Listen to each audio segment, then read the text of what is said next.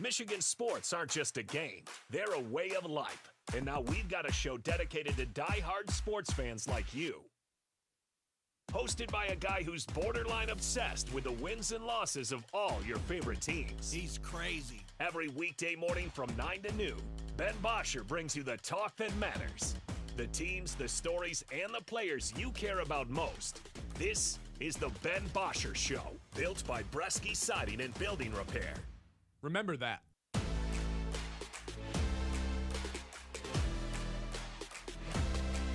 Hello, and welcome into the Ben Bosscher Show, everybody. We are live on YouTube, live on Facebook, still off the radio for today because we're getting our new studio ready. I really wish we were on the radio side of things today because, oh boy. Jaden Ivey finally got moved, and I'm seeing a lot of people like frustrated with this decision. Oh, why are we trading Jaden Ivey away for a guy who's shooting 31% from behind the arc? Listen, I'm going to explain it all to you. We're going to talk about Tarek Skubal and this arbitration day that has finally come. Is he going to get the $32 million? Is he going to get the $19 million? Nothing in between. They got to settle it today. We'll get to that. We'll get to around the league news. We get to it all. Let's start here. Jaden Ivey on the move. 3-team deal between the Pistons, the Timberwolves, and the Bulls. Here's what you need to know. Jaden Ivey is now a Chicago Bull. And in doing so, the Pistons get Kevin Huerter, Dario Saric. If you see anyone that's like, well, I don't like Dario Saric, he's going to get cut or he's going to get rerouted somewhere else. And they get the better of the Minnesota and their own pick. Right now, they'd move up 6 spots in order to do so. So here's where I'm at with it. Does it actually make the Pistons like marginally better? Maybe. Right? Here's what I hear a lot of. Well, Jaden Ivey's shooting 37% from 3. That's great, man. Jaden Ivey hit 1 3 per game. The volume was not there.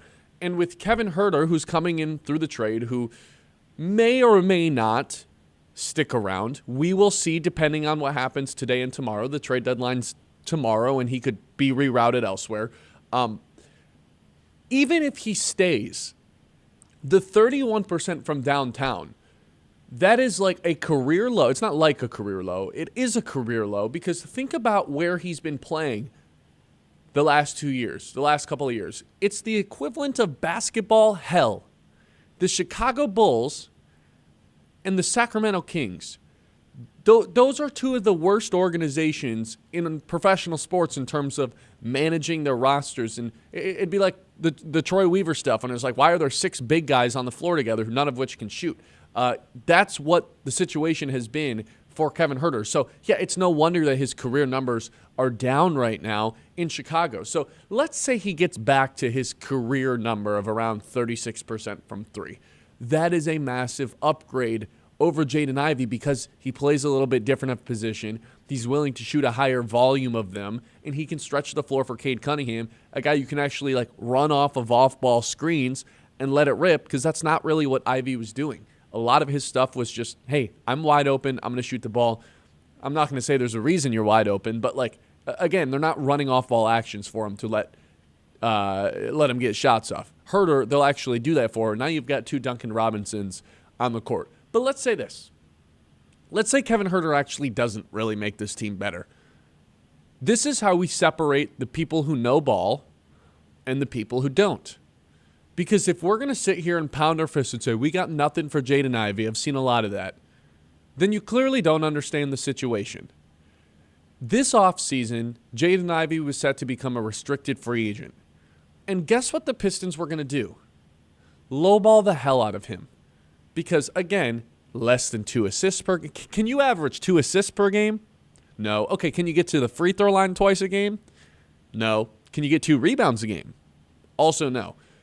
He's not doing a whole lot other than getting a couple mid-range buckets and hitting 1 3 per game. So why would the Pistons offer him anything more than, I don't know, a contract that's at most $15 million a year? And even that would sound like insane considering he's just the 8th guy, 9th guy off the bench for this team, which would have led to Jaden Ivey's camp and his agent saying, no, we want more than this. And it would have led to this awkward headbutting the entire summer, the entire offseason. It would have been, well, what's going to happen here with Jaden Ivey? Are they going to pay him? Are they not going to pay him? and it would have led to a lot of headaches, and then it would have led to a contract that you potentially didn't want to hand out, or it would have just resulted in, it just would have been a headache to deal with. So not only do you not have to deal with that, you get a player who could be better than him, and you get to move up in the draft in order to do so. It may not be a move that's like, oh, wow, the Pistons won the trade deadline. I don't even know if they're better than they are right now. You could make the argument. But it's a no-brainer trade to make. It is a smart move from Trajan Langdon because he gets to move up in the draft to avoid a contract disaster negotiation situation this offseason. You get to move up in the draft to do so, and you get Kevin Huerter under the books, which is another player that you could just trade tomorrow if you wanted, as long as this deal isn't finalized. And you get Saric, who is either going to get cut or is another $5 million that you can add to get salaries to match to go, I don't know, trade for Michael Porter Jr.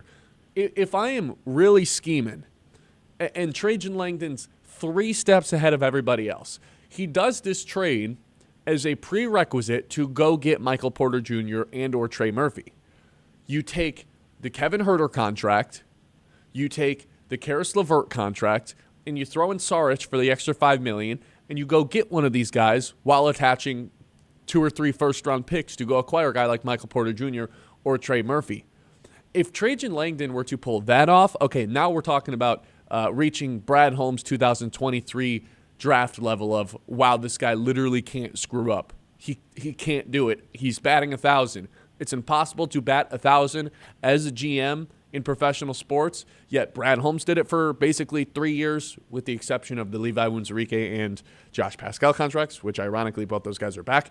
Anyway, Trajan is truly batting 1,000 right now, and if he were to hit a grand slam and make a trade as basically a gearing up to go get a bigger fish in the next 48 hours, now we're talking about this guy is a super genius. So maybe that's a part of the grand scheme of things. Maybe it's not. Maybe it's a let's move on from Jaden Ivey, move up in the draft in order to do so, and make a marginal upgrade to get Kevin Huerter, which has a chance to be a much larger than marginal upgrade if he can get back to his career numbers. Like when this guy was with Atlanta at the beginning of his career, lights out 3-point shooter. Everyone would have wanted him on their team. He goes to Chicago. He goes to Sacramento, otherwise known as basketball hell, like I said, and the numbers go down. That is what it is. I think this is where you separate the true basketball fans, the people who understand what's going on, and if you're going to sit and hate this trade, I'm going to be honest with you guys. I think you're just kind of not in the loop on what's going on. I think this is a no-brainer trade. It is a smart trade. It's not necessarily one that's going to win the Pistons headlines. I would love for them to make an additional move, for them to improve the roster. It's not going to be one that I'm sitting here and saying, well, now that they have Kevin Huerter, I think they're a championship caliber team. I don't think any of those things, but I do think this was a no-brainer decision to make, considering what you got in return and what you dealt away, because now you don't have to deal with the Jaden Ivey mess. I'm good on Jaden Ivey. I'm good. He came into the game. He shot a ton of shots. That's all he did. No assists. Not a great passer. Couldn't get to the free throw line to save his life. It is what it is. Now you have the ability to go get Michael Porter Jr. without having to give up Tobias.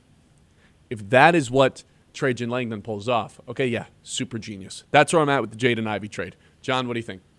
Yeah, I mean, in a vacuum, like you said, you look at it as a building block, right? I like Huerter. I miss the New York basketball, so ties to New York, and I love a sharpshooter. And you said it yesterday. I mean, we gave a good portion of the show talking about what the Pistons need. It's another shooting option, and Huerter is that. But like you said, hopefully a building block to get Michael Porter Jr. And you just stated it too, and stated on yesterday's show. The home run, the grand slam, whatever comparison you want to make, is still getting MPJ. To be that guy to put you to championship contendership. This move isn't that, but whether it was a Michael Porter Jr. move or any move that's going to be a big lot, Ivey's gone. There wasn't at least in your mind, a Pistons championship contender team that had Jaden Ivey on it. So whether he was dealt in this move or whether he was dealt in the Michael Porter Jr. move, and obviously, they're going to, if that move is made, work together symmetry-wise, dealing Ivey helps in that, then yeah, it's a success. Like you said, I don't think it should be the only move, though. And I would say, I mean, you could view it as a success right now. If this is the only move they make at the deadline, I think it's just a linear move. I think you're the same as you was. I do too. You have the chance to be a little bit better. Like, and I'm feeling upside on Herter because I think the numbers are misleading. I think him as think of what option he'll be for this Pistons team. Like, his job's just, hey, make threes. You don't have to create. Like, he was, as you say, basketball hell, just not in organizations that were going to tap into him having career-high numbers like he was in Atlanta, because he was never the star in Atlanta, but he was around a lot of great players, and he was that sharpshooter that would help, if Trae Young needed to distribute the ball when teams, like, similar to Cade, not saying Cade's better than Trae, but, like, when Cade teams is better than Trae. Cade's a lot better than Trae. When teams would double team, Trae Young, all right, give it off to Herter, and you had someone capable there in the backcourt for Atlanta. So and also think about the confidence that guys have shown up in Detroit having with their jump shot. That could be friend Vincent, who's like this specializing shooting coach, considered one of the best in the world. He's on the Pistons coaching staff. It also could just be playing with Cade. It could be like the bond that this group has and the chemistry. But like whether it's Beasley, whether it's Hardaway, whether it's Duncan this year, like all of these guys revitalized their three-point shot or took it to a new level when they showed up here in Detroit. I don't have any reason to think Herter won't have that same move. It's a smart man's trade. It's not going to be one that wins headlines. Most shows probably aren't leading with this the next, like, you think Stephen A's jumping on and being like, well, look what the Pistons did. No, that's not what they're going to do, and that's totally fine. It's a smart man's basketball trade to move up 6 or so picks in the draft while getting rid of your asset that was going to be a headache this offseason, while also getting a player where you're buying low on the player, and Kevin Herter, you're buying low on them because of the bad numbers they put up the last year and a half in, what did I refer to it as? Basketball hell, Chicago and Sacramento. 989-837-6125. Your reaction to the Jaden Ivey trade. Want to hear from you guys. Pretty soon, 3 days from now, when we're doing our show on Monday on the Super Bowl, you'll be able to call in to that number. We'll be able to talk on the phone. But for right now, it's just a text line. We'll get to the Mint messages in our YouTube comments as well. We'll get to Tarek Skubal because I think there's absolutely no chance he loses this arbitration today. Tigers are going to get embarrassed. I'm excited for today's show. Let's get things rolling. I'm on like 4 hours of sleep. Don't care. It's going to be a great show. But stick with me if I'm fumbling through my words. And you know what I just realized? I don't even have our clients' reads pulled up, John. That's okay. Nice. I know, and everyone knows who's listening and watching. It's Iron Stack Technologies in the 9 o'clock hour. Like that's ingrained in our audience. It's at least ingrained in me, and I'm part of your audience. Well, you know what? You're exactly right. 9 o'clock hour is in fact brought to you by our friends over at Iron Stack Technology. They help businesses solve real technology issues securely, efficiently, and without the headaches. When your IT is working the way it should, everything else gets a hell of a lot easier. Iron Stack Technology, solution-driven, mission-focused. You can find them at ironstacktechnology.com.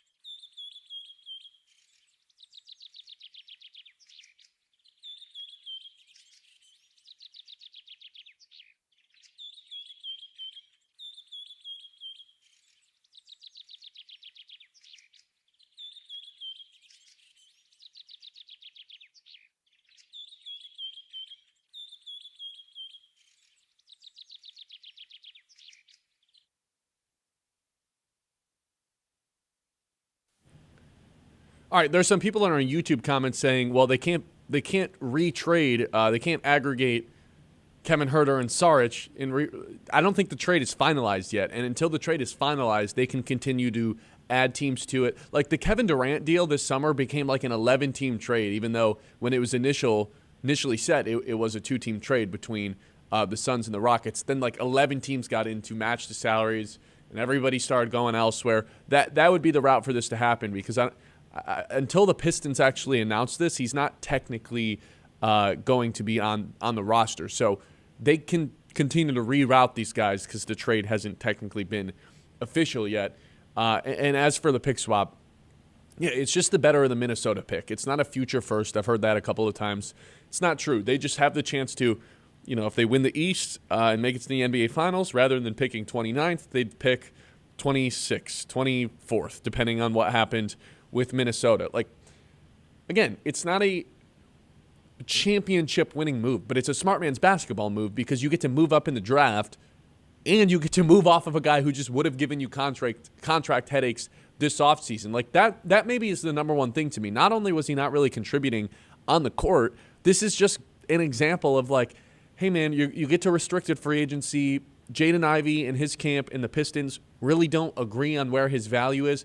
It would have led to this whole mess this offseason of just staring at each other. Then the Pistons are potentially forced to give out a contract they don't really want to happen, or he's just going to walk for nothing because the Pistons don't want to match any qualifying offers. So I think this is just – I'm not going to give it a home run like a grade. I'm not going to give it an A because it's not like this is a championship-winning grade. But ESPN gave it a C. And I was like, come on, man. Like this is a good move for the Pistons. Anytime you're in a trade with the Bulls, you're not the loser of the trade. That team is so incompetent and has been for 25 years that anytime you get to be in a trade with them and get a better pick from someone else, because Minnesota's just literally dumping Mike Conley in this trade to free up $10 million in salary so they can acquire Giannis potentially. Like, you can't lose this trade. The Pistons win the trade because you're dealing with Chicago and a team that's trying to dump salary, desperately trying to dump salary. For that reason alone, the Pistons can't win this trade. They're the the beneficiary of both sides of this group. They get to profit off of the Bills' stupidity, and they get to profit off of Minnesota's desperation. It's a good move. I can't believe this is even up for debate, but we've got guys on our air, we've got guys on different radio stations, different networks talking about, oh, Jaden Ivey, I'm going to miss him. Shut up. Jaden Ivey stunk. He didn't contribute anything for this team. They're the 1 seed, and he barely played. He broke his leg last season. Like, tragic, of course. Wish that didn't happen. The Pistons got hot the second he got hurt. They went on their run without him. They do not need him to win games. Their identity is defense. Their identity is toughness. I'm not calling Jaden Ivey soft, but his identity certainly isn't defense. Duran surpassed him. Holland surpassed him. Asar surpassed him. Beef Stew passed him. In terms of the importance scale, the value scale, Jaden Ivey's nowhere to be found on the Pistons' top 6 guys. So I think it's just a wise move to get off of him early and get a better pick in order to do so. I can't believe this is even up for debate. I don't hate Jaden Ivey. I see that in the YouTube chat as well, Kyle. I don't hate Jaden Ivey. I hate that this is even up for debate, that this is like, oh, is this a good trade or not? Of course it's a good trade. It's a smart trade. It's not a headline-winning trade, but it's smart, John. It really is. I'm proud that Trajan Langdon was able to pull this off, not to sound too much like he can do no wrong, but he has not made a bad move yet. He really hasn't. No, and if anyone's calling into Ben is going to glaze GMs or coaches, I mean, I've heard him call Monty Williams the devil on multiple occasions. He's just passionate about what this is right now, and yeah, is it the home run higher? No, but it's not a C grade either. You're improving in something that was a weakness, shooting with Kevin Huerter, someone who doesn't have to be a project, because you talked about shooting development in the previous segment. They just have to Huerter, take your open looks. I don't think it's even a project. I think it's him. His numbers are going to drastically improve just because of the team around him, because he was on bad teams. And he's not playing with corpses around him anymore. Yeah, and then if you look at Ivey, listen, we get attached to players too. Ivey was supposed to be part of the new era for the Pistons, right? The new core. Like, he was a piece it was him, Asar, Cade, like this he was was drafted fifth overall. Like, yeah, he was supposed to be a guy next to Cade, John. Like, it was supposed to be get him and Cade. And I think there's still that attachment where it's like, this is the window to win a championship. Like, we can't be mad, and not saying YouTube chat is or whatever. I mean, you mentioned some hosts. I wish you mentioned some names, but some hosts who didn't understand the move. I think it's lack of ball knowledge. But we get on general managers in this town for not making moves at the deadline, and then when it is a smart move, not enough. It's not enough. Which, again, I that's fair to argue that Michael Porter Jr. is then the next move, but this is a move that would help that move happen. It's not a move in a vacuum. And now you can do it without having to trade Tobias, because that was always their fixation, that they didn't want to move off of Uncle T because of how much he brings in terms of the chemistry, in terms of how much they look up to him being a veteran on this team. Now you have the ability to do it from a financial standpoint without having to give up Tobias Harris. And for anyone who's thinking, like, well, why would the Nets are going to want Tobias Harris? No, they don't care who they get back. They just want expiring money so they have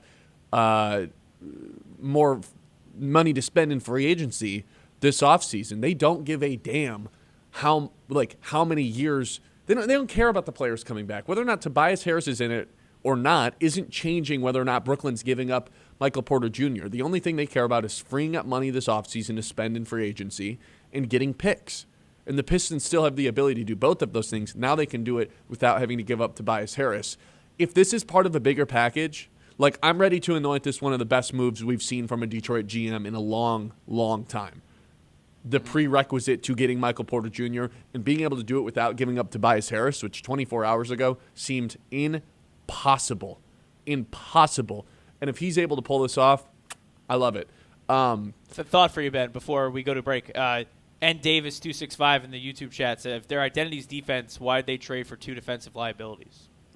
Well, sorry, get it out of your head that Sarge is ever going to be in this rotation, is what I would tell this person.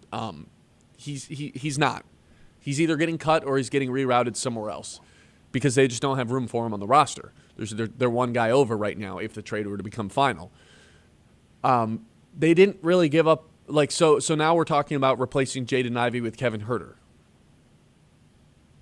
Was Jaden Ivey some lights-out defender? No. They got rid of one player who's not good at defense for another player who's not that good at defense, but has the upside of shooting a high volume of threes, which is more important than the percentage in my eyes, or at least equivalent value.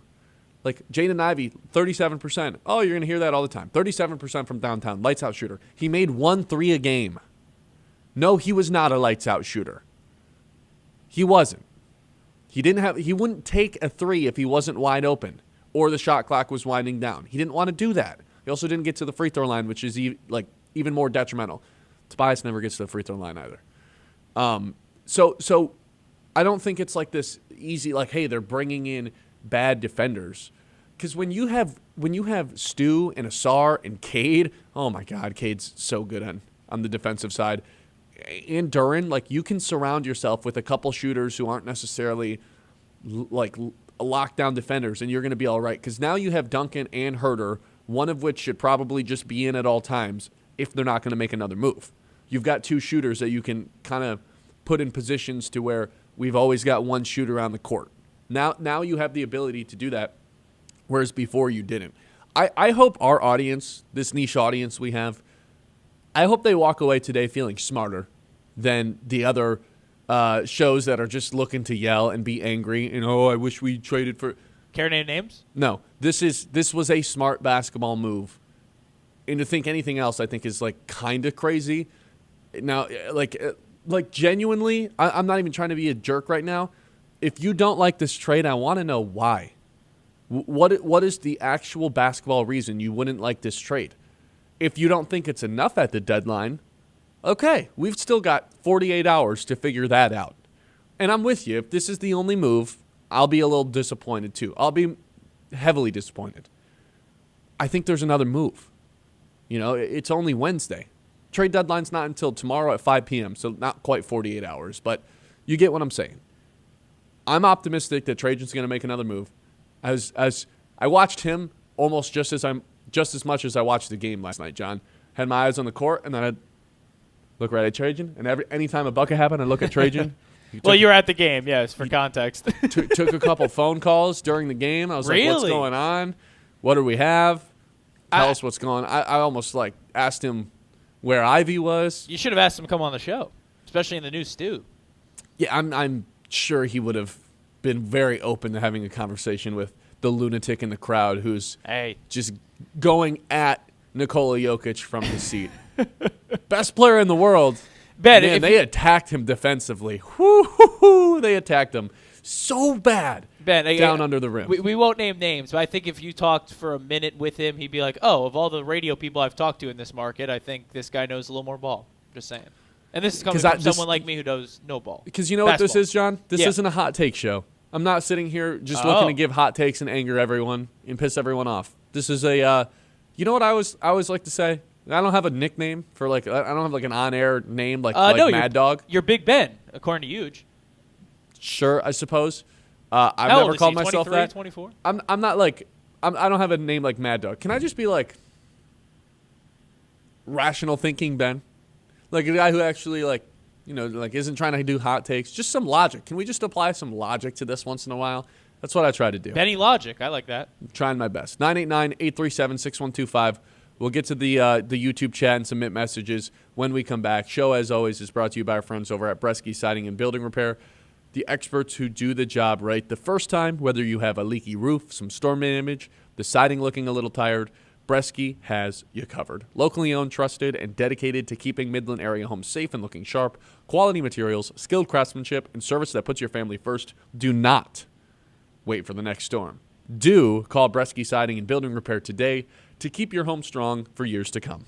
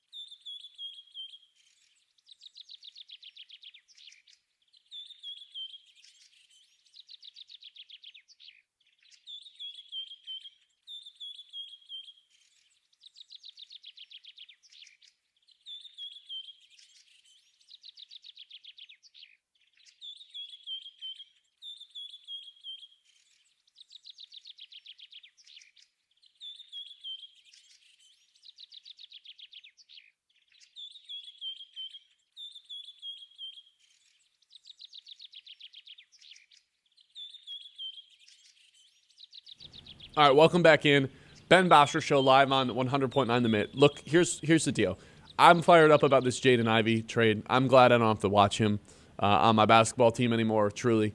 I'm excited that the new studio is being built behind me. You know what? I think John and I are going to disagree on this in the 10 o'clock hour. I'm excited for Tarek Skubal to get paid today and the Tigers to look like absolute idiots. Because the smart thing to do would be root for the Tigers to win the arbitration versus Tarek Skubal, because then they have an extra $13 million to go spend on another starter or a reliever or something. Screw them. I hope Tarek Skubal gets his money and the Tigers look like morons today. Let's hit the news in the meantime. John Vicari, he's filling in for Kyle Sandel as our producer today. I wish I could tell you we're live from the Blaze Electric studio. Not quite true. That's being constructed behind us. I can't wait to share that with you guys. But for now, we're right here, and John Vicari is going to take things away with the news.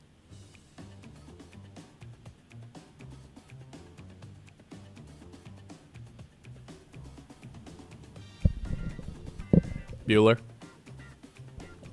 See, this is the problem. I thought that there was like with the mid-morning catch, which we're in right now, I thought there was a little sounder. It's just the music on replay. I thought Kyle added the sounder. So you got to work with what you got in this setup. So I've been waiting that pregnant pause, and I was waiting for it with the headphones on. Anyway, we're going to be in the news stew soon, and I can't wait for it. But this is the mid-morning catch.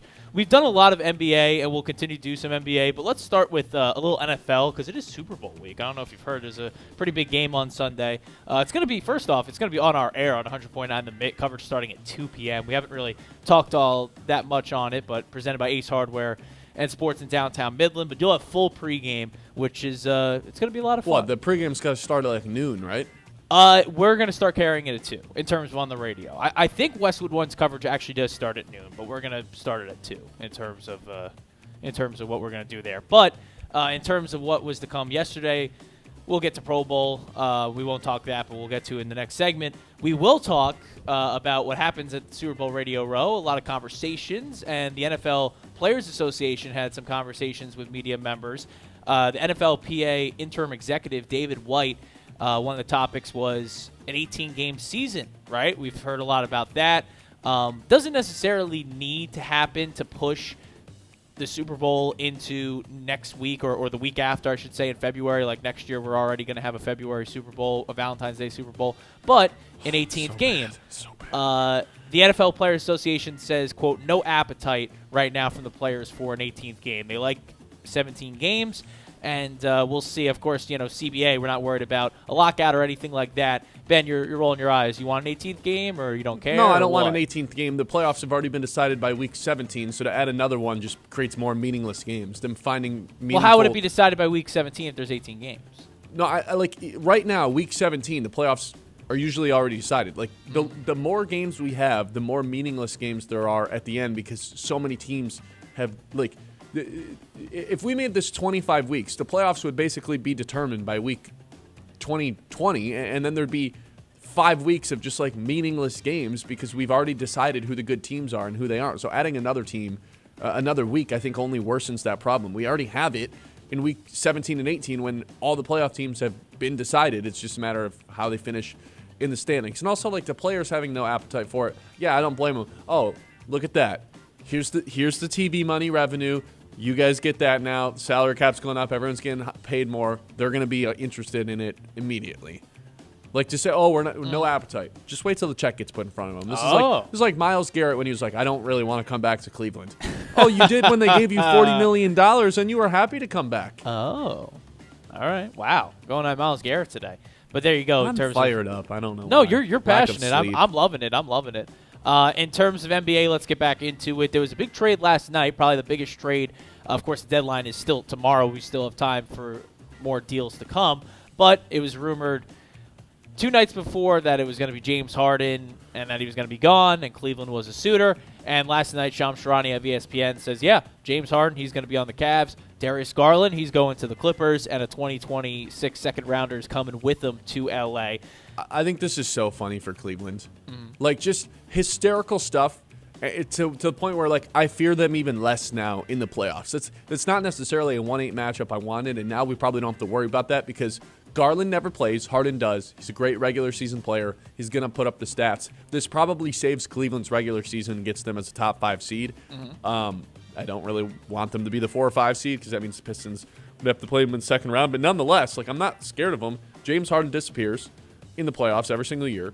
We know that, though. I'm not spoiling anything there. Here's the other thing, though. Like, they got rid of Garland, A, because he's never healthy, but B, because, like, there was a clash between Mitchell and Harden as to whose offense it was, and then the other person that didn't have the ball just kind of stood around and watched a lot. Now you bring in an even more ball-dominant guy who's not interested at cutting or playing defense. Like, I can't wait for the playoff game. I can see it unfolding now, where Donovan Mitchell is like, you know what, this is my team. I've been here for, 5 seasons now. I'm a perennial playoff guy. I show up every single year, take myself to a new level, and Harden's just like, that's awesome. and just stares and watches and does. They're going to be playing 4-on-5. Then Harden's going to get the ball. He's going to be like, "That's cool what you did. I'm going to dribble 1,000 times." And Donovan Mitchell's going to be like, "What the hell?" And it's going to lead to even more frustration. I don't know, man. I'm not that worried about Cleveland anymore. I was talking with my buddies. It was just like two guys who need a lot of shots, right? Yeah. Mitchell and Harden, and it's like just from a Knicks perspective, like, are we scared of that? No. Not really. Like that backcourt. Okay. It'll make them better in the regular season. Yeah. I think it hurts them in the playoffs. Okay. But I guess Garland's never healthy anyway, so who knows? There you go. Other trades. I thought this was unique. The Celtics getting Nikola Vucevic. Pistons killer, man. Yeah. First team all Pistons Correct. killer. So that, and then from the Bulls, Anthony Simons, and a second-round pick goes with him to Chicago. So Bulls are the so Bulls stupid, are man. Bulls They're are so making stupid. moves, but making moves that are basically, hey, take our best players. Think about the Bulls roster right now. They have Ayo Dosunmu, would be a nice addition. They've got Kobe White. They've got Jaden Ivey. They've got Josh Giddey. They've got Anthony Simons. How are you going to play all 5 of those guards? Man, they're stupid. They're such a dumb team. It's so incredible. Oh, man. And then another move, it was a 8-player trade, but the spotlight was Jaren Jackson Jr. going to the Jazz. I think that broke right after our show yesterday. Yeah. You said in terms of in the group chat, me, Kyle, and Brad, you said the word intriguing about the Jazz. Care to elaborate? So I think this trade is interesting, and it gives them maybe a high floor, but then I think about it from a logistics standpoint. If I'm the Utah Jazz and now I have Jaren Jackson and Lauri Markkanen, that tells me Lauri Markkanen's going back to playing the 3, so now you've got a 7-foot guy playing your 3. Jaren Jackson is your 4, and when Walker Kessler's inevitably healthy, he's your 5. So you've got this massive, massive front court. And Keontae George, but it's I think you're still an alpha away from actually doing anything in the West. You're an intriguing team. You're fun at when you're full strength. Are you actually beating the best teams in the West? No. I've ultimately decided on I don't love this for Utah unless they can bottom out and win the lottery and go get a guy like AJ Devanza or Darren Peterson in this year's draft, because they're still one centerpiece away. They have an awesome supporting cast around that one centerpiece, but it feels like they are missing that group right now. Well, they get the Bansa, right? That's BYU guys, so that's a lot more Mormons in the mix at Utah, even more. So there you go in terms of Ben's thoughts on that trade. NBA All-Star is around the corner. I don't know how much. I mean, we can get into this. We'll do a little All-Star programming on the show today. But in the middle of the Olympics, I don't know. Won't move my needle. But you know what does or should move the needle for some Detroit people? The fact that the NBA Celebrity Game is going to have Amon-Ra St. Brown. Yeah, I saw some Lions fans debating whether or not they wanted him to play in this. I guess I don't really care as long as he doesn't get hurt. Usually the Celebrity Game's a nice enough pace to where you're not worried about guys getting hurt. I'm not going to watch this. Not a watcher, huh? No, I think if I'm watching anything All-Star Weekend, it's going to be the dunk contest with Jalen Duren in it. There you go. Now we've got Duren in the All-Star in the dunk contest. We got our teams yesterday. We got Cade and Duren on the same team. JB Bickerstaff, their coach. Remember, we have 3 teams this year because actually, you know what? Because I don't know why. Because we can't figure anything out, and the East versus West wasn't working anymore, and they're trying desperately to fix the All-Star game when it's become unfixable. But Duren in the dunk contest could be pretty fun. There you go. Maybe I'll have those. I didn't even know that the 3 rosters were unveiled. Maybe I'll have that in the next mid-morning catch. I do have, in terms of Celebrity All-Star Game, Jeremy Lin is in it. I feel like he shouldn't have any former cheating. NBA. He's in it. Jason Williams is in it. Williams is a lot older. I don't get that. Glorilla's in it. Your girl.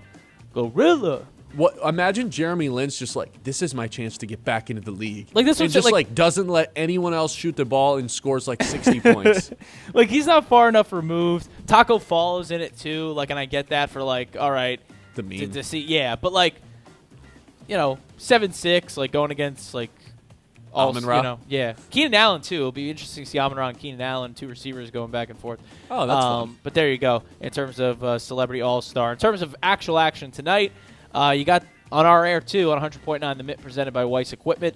Michigan State, they're in Minnesota tonight. The Golden Gophers row the boat. That tip football. is at sorry. They're at 7 p.m. for a tip tonight, and the Red Wings are in action. They're taking on Ben's second favorite hockey team, the Utah Mammoth, at 9 p.m. Why are they my Puck drop. second favorite? This is the first I'm hearing of this. Didn't you say you wanted to go watch a Utah game when you're in Utah? No. I don't think so. That's cap. I was about to go see the Jazz. Go see Jaren Jackson. You told me you'd like to see a Mammoth game. You're lying to the It people. could be something I said once upon a time. I don't remember Wow. it. I say a lot of things. I talk for a living. 989-837-6125. This is the Ben Bosscher Show live here on 100.9 The Minute, YouTube, and Facebook. Please hit that like and subscribe button. Typically on Wednesdays, thanks to our friends over at Garbage Chevrolet, it's Big Win Wednesday. But today, this week, since we're not in the studio, we're going to put a timeout on that, kick that can down the road. Next week, since we took this weekend, last week off, we're going to do a massive giveaway, one of our best ones yet. So next week on Wednesday, you're going to want to stay tuned for Big Win Wednesday, thanks to our friends over at Garbage Chevrolet. Speaking of Garbage Chevrolet, if you're looking for a new car, I've got the perfect place for you. I can tell you from firsthand experience, Garbage Chevrolet in Midland makes it easy. I bought my car there last summer. I guess at this point it would have been 2 summers ago. The whole process was super smooth. I didn't feel like I was being taken advantage of. I didn't really know what I was doing. There was no stress. It was just extremely straightforward. So whether you're looking for a brand new whip, quality used vehicle, they will hook you up over at Garbage Chevrolet, a place you can actually trust to purchase your ride. This is the Ben Bosscher Show live here on The Mitt.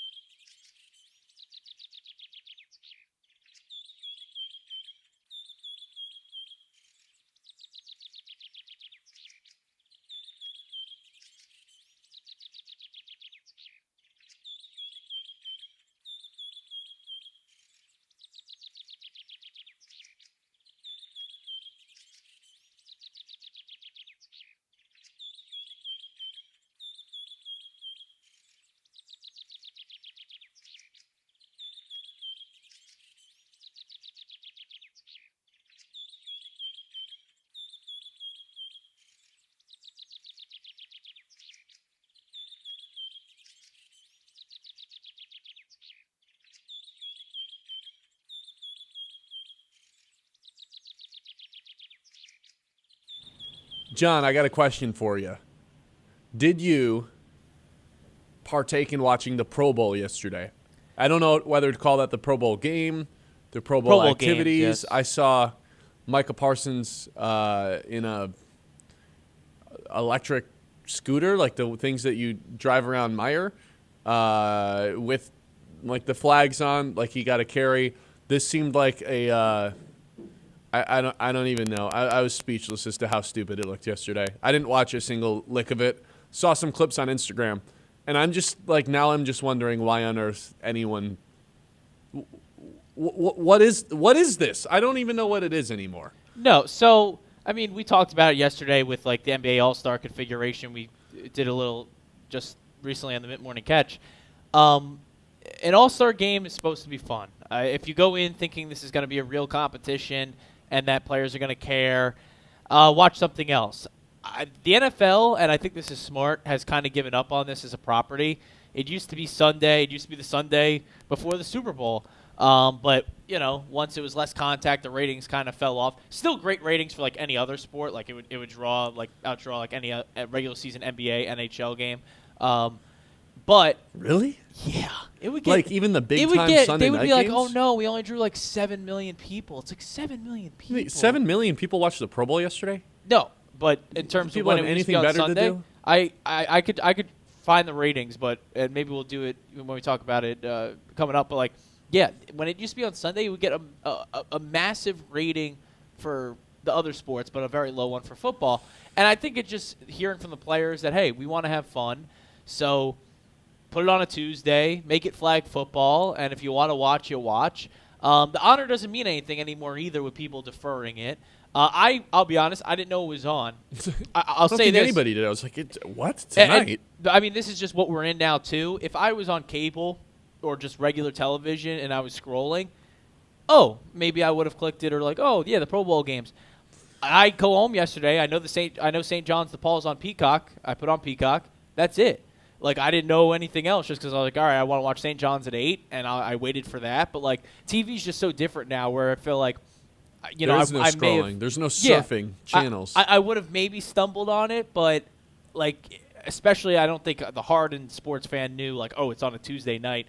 So I would venture to say it didn't get a great rating. But probably a good enough rating for ESPN to air it. I would argue once we actually get a real lick of flag football in the Olympics, doesn't that just devalue what the Pro Bowl has become? Like, what's the point of doing an event anymore at all? If no one's watching this and it's become this like, I saw Jared Goff run out for a route for a touchdown and they didn't even defend him. They were just like, yep, cool. It's like a Make-A-Wish, like, Jared Goff scored a receiving touchdown. Like, okay, then what's the point? There was like 110 points put up on the scoreboard yesterday. I don't it's like really football. know who this is for. And once we actually see like flag football at a competitive level in the Olympics, then what value does this game serve for the common person? I think the answer is just already nothing. And after the Olympics in 28 in LA, then it's like, okay, I guess we're done with the Pro Bowl. If they just abolished it, no more Pro Bowl, who would actually be upset? Well, again, you say that, and I looked up the ratings real quick. Last year, it drew 4.7 million. So that's doubling up NBA regular season. That's destroying NHL regular season. And 4.7 was their lowest of all time last year. It's 5 million people. Like, they're still going to air it, Like, 5 million people decided to watch a flag football game last year. Crazy. And the last traditional one without flag got 8 million in 2020. 8 million. They were doing contact pro football as far back as 2020 in the Pro Bowl? Yeah, it was like to an extent. But yeah, the last traditional format was 2020. It's been flagged since 2023. Yeah, and I didn't even I don't know why they did it on a Tuesday this week. Now it's rather than it being in Orlando or being in Hawaii, it's just wherever the Super Bowl is. I think if they just got rid of the Pro Bowl entirely, no one would be upset about this, including the players, including the fans, including the people, the 5 million people or whatever you said that actually watched it yesterday. Like, I don't think anyone. Yeah. Well, that was last year, but yeah. I don't think anyone is sitting there like, oh man, like I can't wait to watch this tonight. It's usually just something to throw on in the background. And would you look at that? Amon-Ra St. Brown just had an interception. Like, yep, you heard that right. I don't know, man. I think it's somewhat of a joke And now that we like, I can do the Shedeur Sanders bang that drum. Like I couldn't think of a comparison for it. We were trying to think of him yesterday.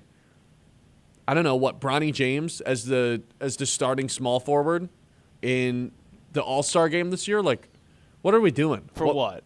The comparison for how, like, what Shedeur Sanders equivalent would be in the NBA All-Star game. That's a bit strong. He was a starting quarterback in the NFL, man.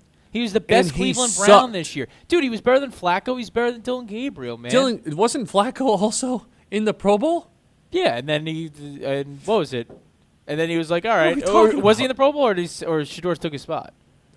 See, that's the problem. Nobody I don't even know. wants Again, to play I don't in the care Pro Bowl. enough. At least but Adam Silver gets the guys to show up. I'm not going to call Shedeur Bronny. I mean, of the rookie class, right, of last year, it's Ward, Dart, Shook, Sanders, right, in that order, in terms of who you were impressed with most. Like Dylan Gabriel's Bronny.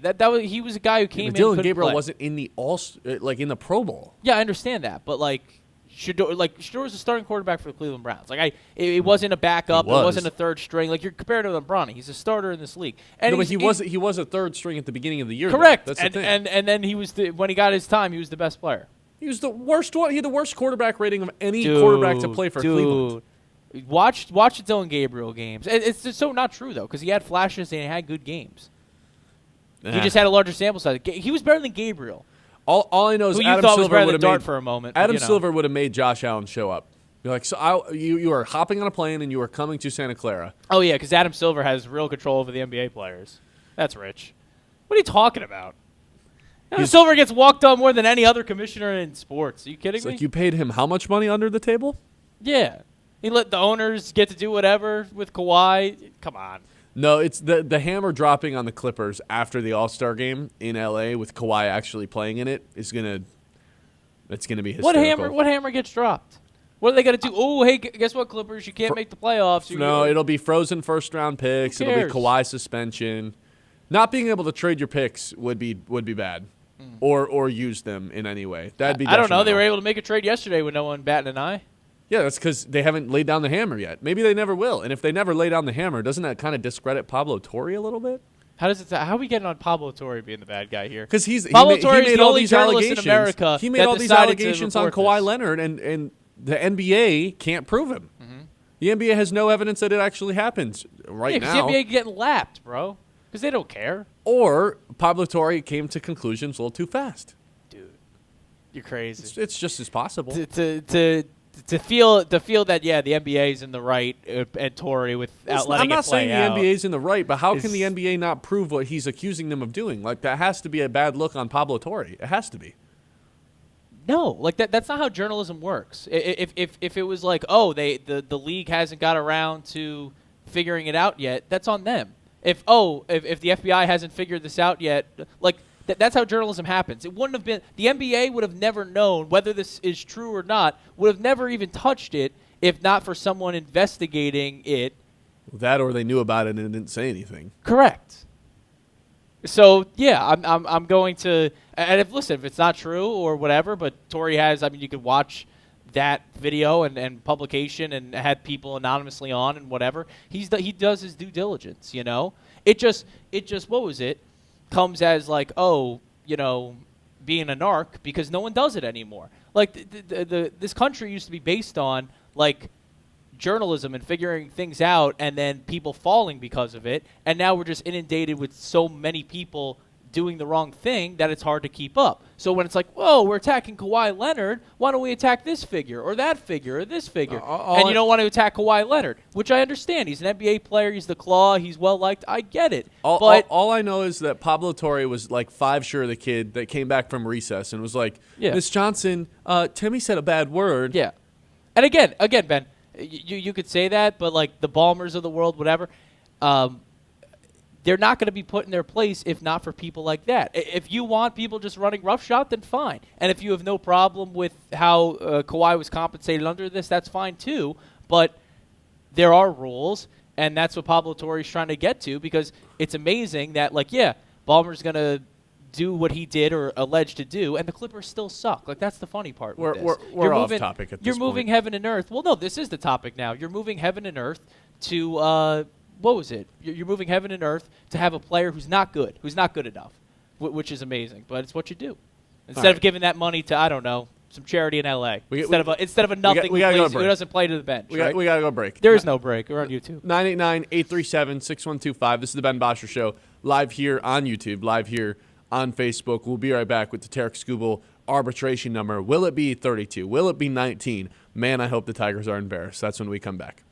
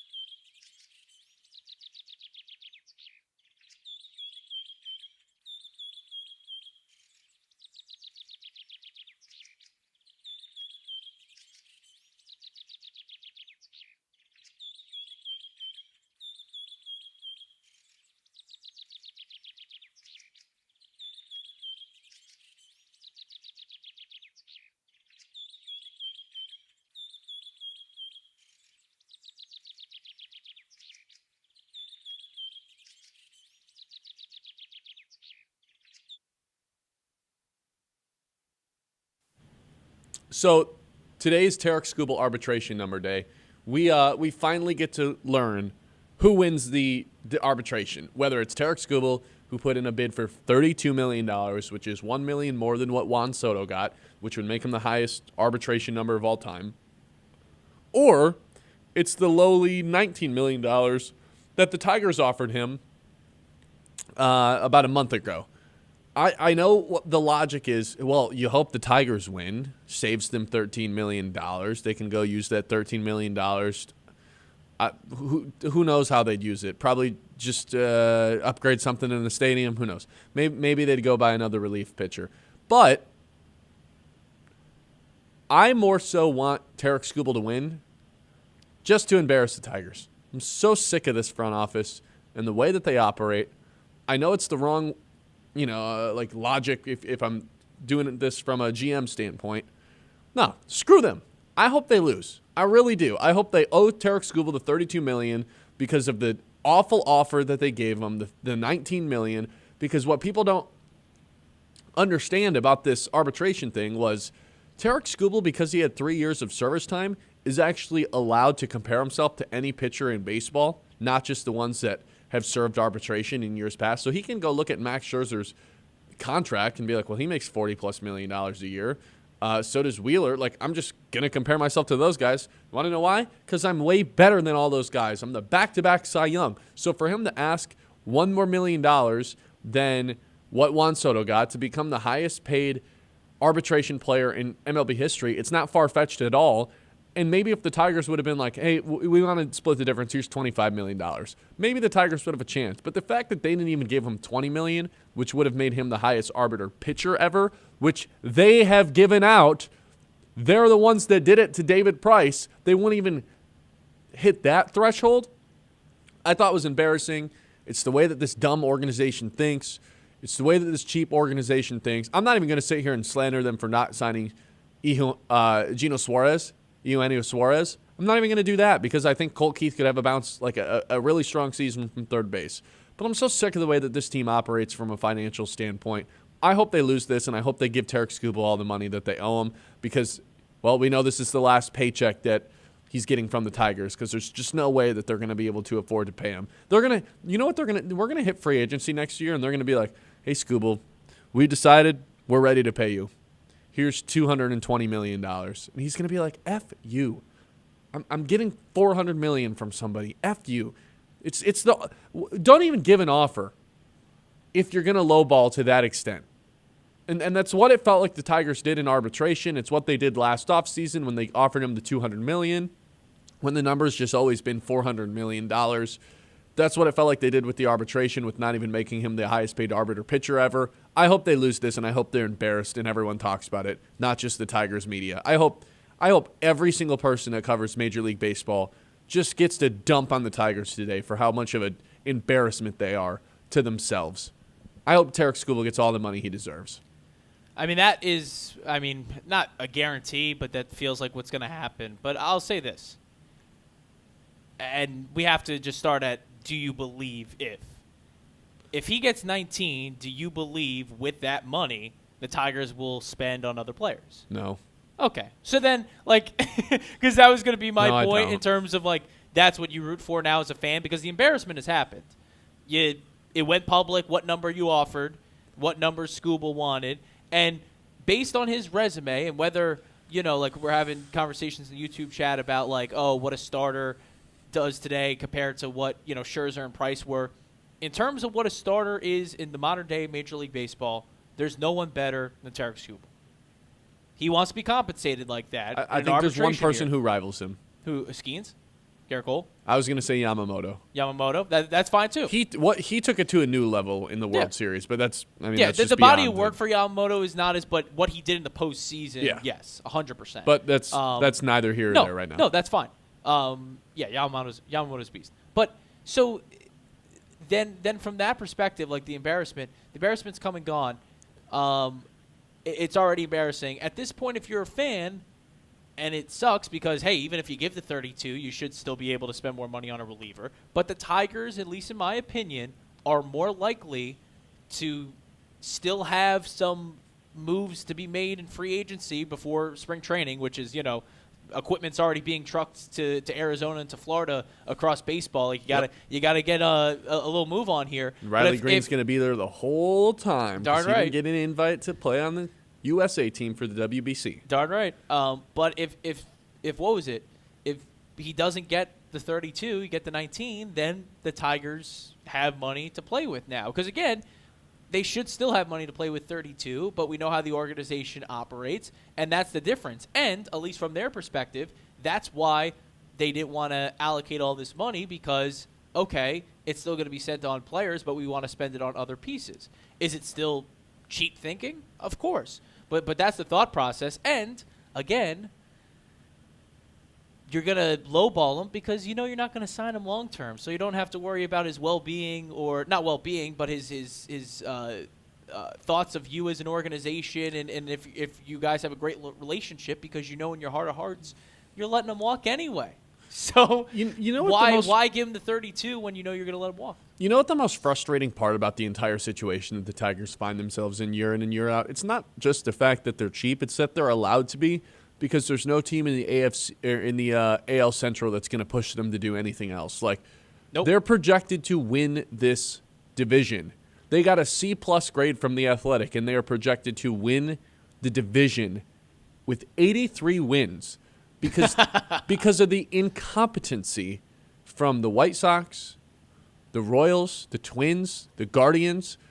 They are so, those teams are so uninterested in being competitive that the Tigers, being the 14th team in spending and lowballing everyone and basically turning themselves into a laughingstock, is actually acceptable because of the competition around them. It's the biggest detriment to this team, but also the biggest blessing, that they can be competitive and win this division every year, even when they're not really spending or being aggressive. But ultimately, it's like, cool, you won the division. Are you good enough to win the AL Central or just the American League when you start comparing yourself to teams that are high spenders and like to, use the trade deadline to actually make themselves a better team?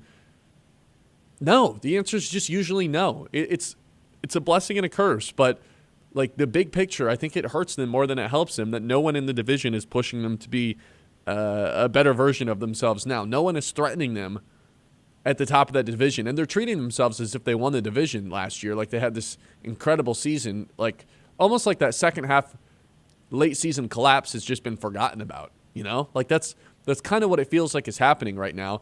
It feels like they completely ignored the fact that they went 15 innings and couldn't score a run, and they're just like, Colt Keith's going to be a lot better. And I'm with them. I hope Colt Keith's great. I hope Kevin McGonigal hits the ground running, but it's just the lack of spending. I'm not going to just do the lack of spending, beat the drum. It drains me. It really does. I don't blame you. It's such an old bit at this point. It's the same team over and over again. They're going to run it back. They're not going to spend money. They're not going to go get top free agents, and they're going to be semi-competitive to win the AL Central every year because no one else is competent enough to compete with them. But again, when they lose Tarek Skubal, what are they? Mm-hmm. Probably still favorites in the Central. Who knows? But yeah, I mean, the 500 team when he's not there. That's the reality you live in. I mean, that's what it is. And that's why, again, the CBA expiring in 2027 season, the Tigers are point blank. Could they be spending more? Yes. But why spend more when your division is below you? They're the top spenders in the American League Central. Which they is outspend sad. the Royals by $6 million. Really is.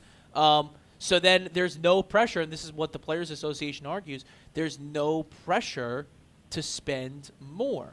What should be is just not winning, but if you're good enough profit-wise, and, hey, you're making playoff appearances, and, hey, you never know, because that's the beauty of baseball that, what was it, 2 years ago it was Diamondbacks Rangers in the World Series.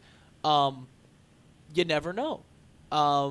And you could fall back on that, whether it's a fallacy or not, but you could fall back on that thought process because, hey, you're going to get in the playoffs. And like you said, as currently constituted, they're the favorites in the Central.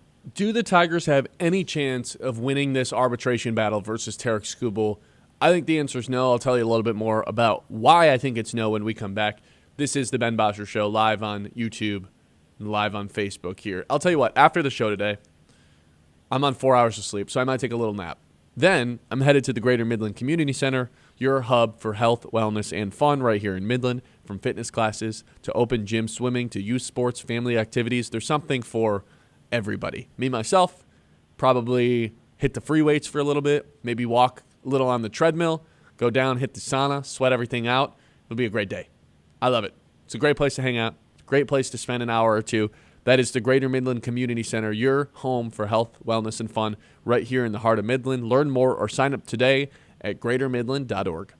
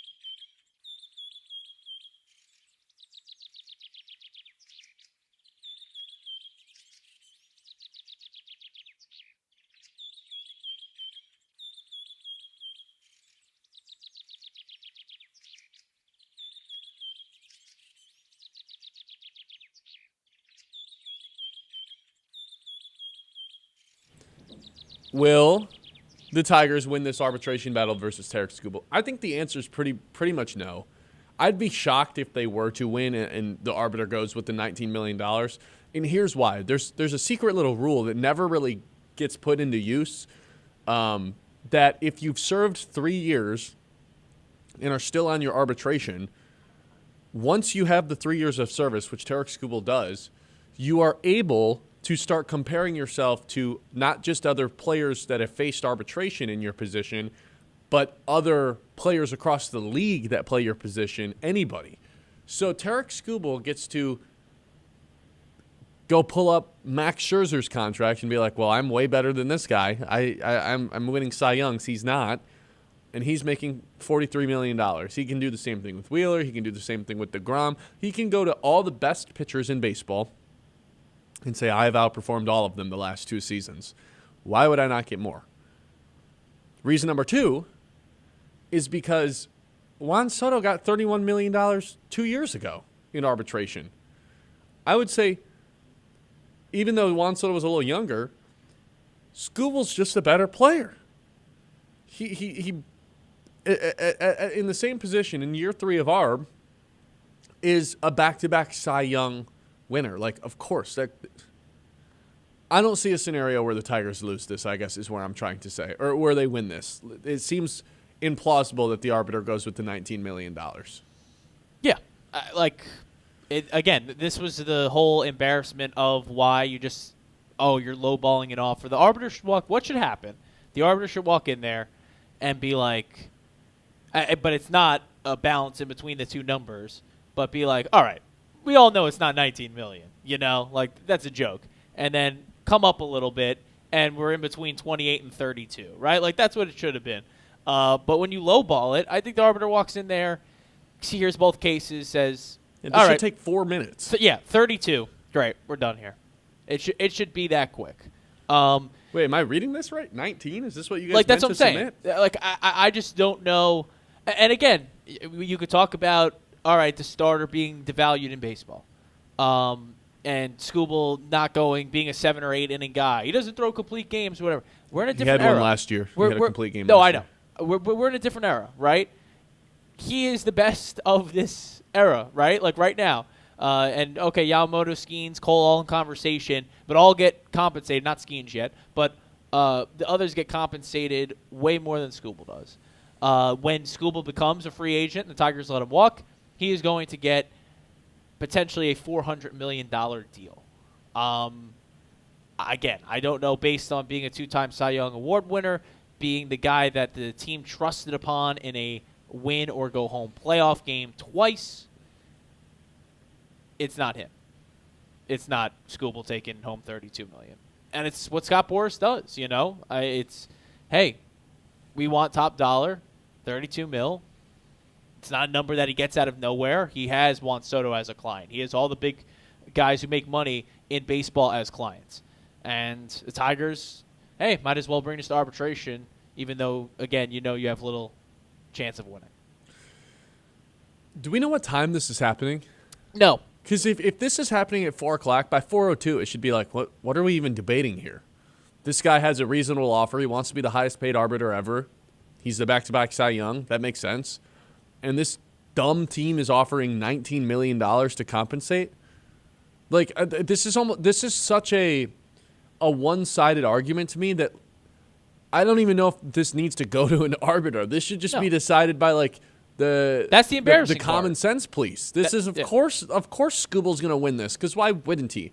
Why of course the Tigers are going to get circles ran around them from Scott Boras and Tarek Skubal. Why wouldn't they? They're a bad organization when it comes to handing out these contracts. They're just not good at it. They're not.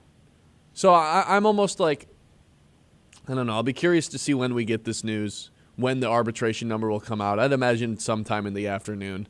But it's going to be sad on behalf of the Tigers. It's also going to be hilarious if you truly hate Chris Ilitch and the ownership with this group, which I feel like that's pretty much where everyone's at. But this will be the last big time contract that I think the Tigers have to give Tarek Skubal, is this 1 year $32 million offer, which they're going to be forced to give him, because They didn't think he was worth that much. They thought he was worth $13 million less, which was the biggest gap in MLB history for what a team submitted versus what a player submitted for their arbitration numbers.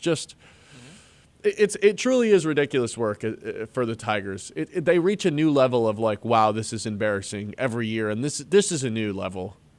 I don't think Skubal gets traded. I think they're just going to let him walk next offseason, but this is probably the low light, like the low lights of it all. I don't know if it'll get worse than this. The low light will be when he walks. Because, again, and I know you disagree with this. I know Kyle disagrees with this. You cannot not get value for him. They're not going to. They're going to know, let him walk. That's ridiculous. They're not trading him. If you have to. You have to. Like, we're going to be banging our heads. You're going to trade him if you're this. in first place at the deadline? You're in first place with or without him, no? No. They're a 500 team when they don't have him. Okay, well, they're projected, Ben, if they're projected to win the division at 83 games, then they're still going to be in the mix for the division if they're 500. Which is pathetic. I just don't think you can win playoff series without him, and you got to at least go for it one more time. Feels like mostly an automatic win when he's on the mound. You go for it by signing him. If you don't want to sign him, then you aren't going for anything. That seems off the table right now, though. Unfortunately. It's just a bad look where it's like, and again, I know we disagree, but it's a bad look when it's like, oh, well, we have him for the year, so we might as well let him pitch into October for us and give it a good old try. It's like, no. John, I'd love to pay him. I just don't think it's going to happen. No, they're I'm not. trying to be realistic. But then from that perspective, then you have to trade him for some value, for some prospects. If you're like, then it should have been done already. You strike while the iron's hot at the deadline because you now have 2 years of Cy Young Skubal. You're also going to have, if he pitches well, which is to be expected, a dominant first half. So when you're negotiating with the Dodgers, with the Yankees, with the Mets, with the Padres, whoever's trying for a playoff spot and wants to get a starter and get a rental in Skubal, I want all these prospects. And you have even more on the resume because we're not going off last year. We're going off this season from April to July because the deadline will be August 5th this year. If Skubal's traded midseason, I'm going to have to kill someone. But again, you should Mark be happier. my words. You should be happier than him walking away. Is my thought because at least you're getting prospects back. And I know. Oh, all right. Scherzer's return was what Jake Rogers. No, it was Verlander. Or Verlander's. Excuse me. Was Jake? But at least it could be a couple more diamonds in the rough. And this is how you build your team. And to the credit of the Tigers here, the team is built right now. They have. Is it though? Is it? Like, we're one win away from going to the ALCS. It's built right now. And that's all development then. But then from that perspective, if that's how you build your roster, then, all right, Skubal's past his time. We're going to go even more development, and we're going to get more prospects, and that's how we're going to go. Right? I mean, and I know he's an in-house, he's a guy you developed. He's not a guy that, wasn't a byproduct of that, but now it's time to pay him. It's how these teams operate. It's how Cleveland operates. It's how Central teams operate. They're just going to convince themselves that they can recreate Skubal with Job and with Melton. And it's going to be infuriating because they're going to be like, well, we think the world of these guys. And it's like, okay, they're not going to win back-to-back Cy Young. Why not have all three? You have the option to have all three of those guys. Why not do that? Because they don't want to do it. This is probably the last year of him. Then they're going to give Casey Mize this ridiculous contract where it's like, but we brought back Casey Mize, former first overall pick. Yeah. Middle fingers to everybody. Good pitcher. No Skubal, but a good pitcher. 989-837-6125. Hey, at Maple Hill Nursery, I know the seasons are changing, but they're still hard at work for you. They offer professional snow plowing to keep your driveway clear, plus spring and fall cleanup to get your yard looking its best year-round. When things start to warm up, their mowing services will keep your lawn in top shape all summer long, from winter to spring to summer and fall.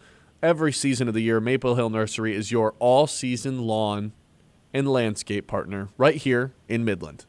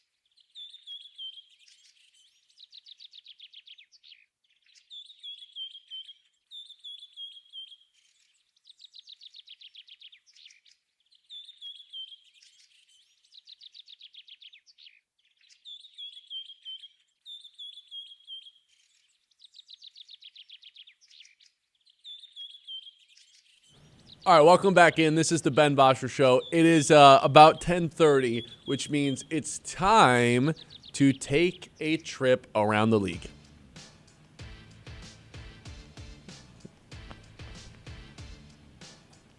All right, you ready to rock and roll, John? I've got a fun halftime show for you for around the league today. How about you and I go back and forth and draft artists, bands, musicians that we'd want in the halftime show going forward? Like, who would be your number one choice to perform at the Super Bowl halftime show? I will generously give you the number one overall pick. So yeah, let's kind of define this. So, and it's something that I think everyone has to realize when we're booking when the NFL books the halftime show and it's Jay-Z, it's not for the football fan. The whole idea of this is to get people that maybe aren't traditionally football fans to the Super Bowl as an attraction. Why it's Bad Bunny and someone that's topical pop culture wise. I don't think any of my picks are going to be anyone that's topical pop culture wise.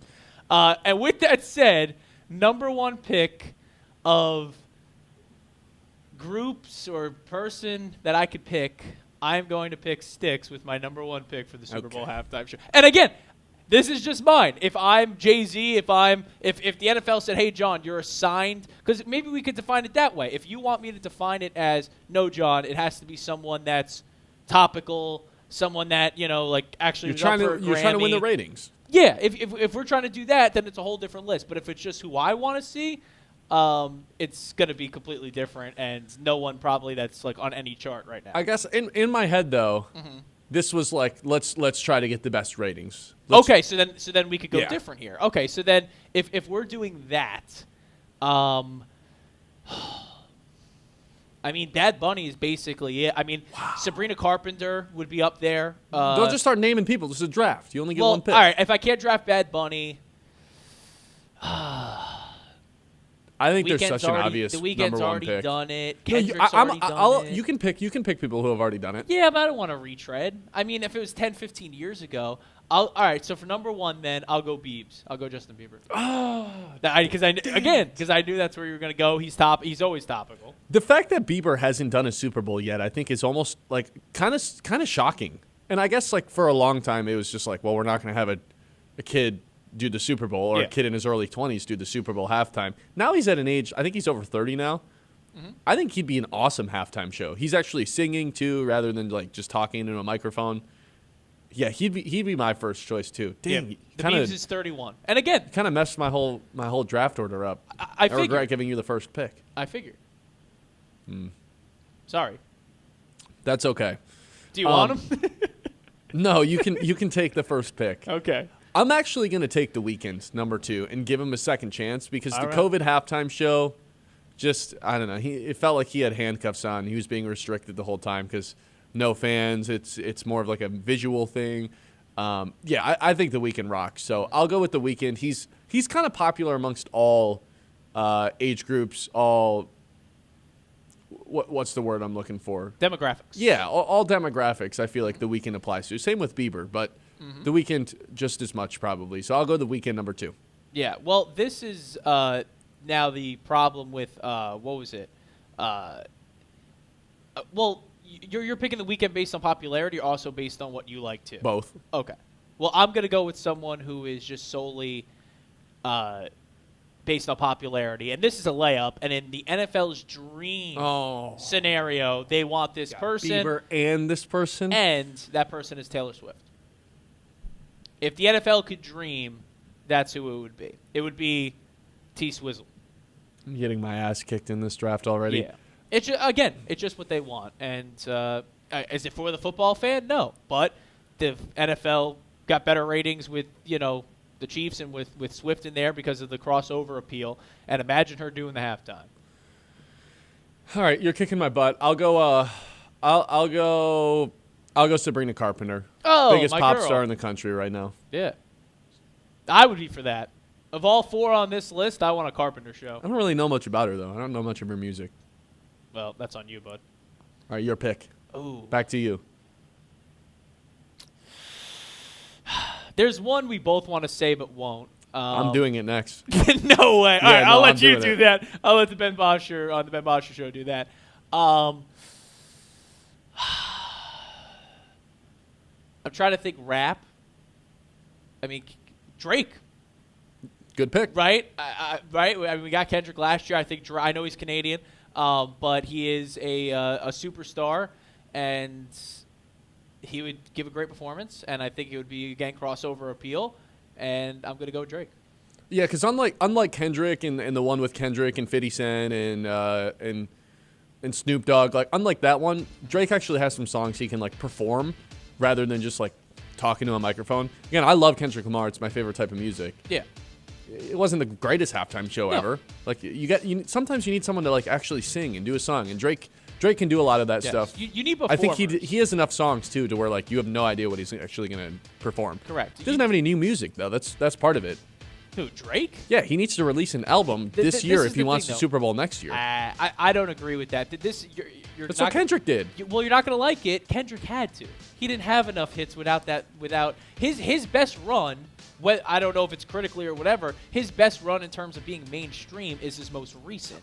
Drake has had. That's because he got in the beef with Drake and was Correct. like, okay, I'm going to beat you at your own game and just make a bunch of radio hits. That's never been Kendrick's game Well, before. I'm just saying in terms of wanting to be booked on a Super Bowl, that's the fair. path to doing it.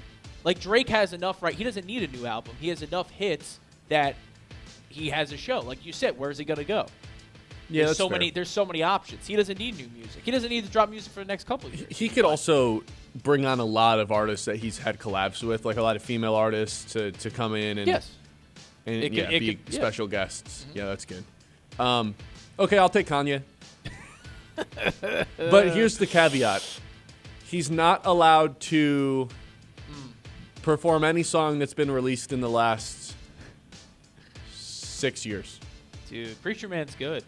It has to be 2018 and before. No. With Jesus like is 2 King came out in exceptions. 2019, bro. Jesus is King is a great album. Okay, how about this? Nothing past 2021. Fair. We'll put the Donda album in there. Anything past that you can't do. And they tell him very blatantly, hey man, if you go off script and start saying anything, Yeah.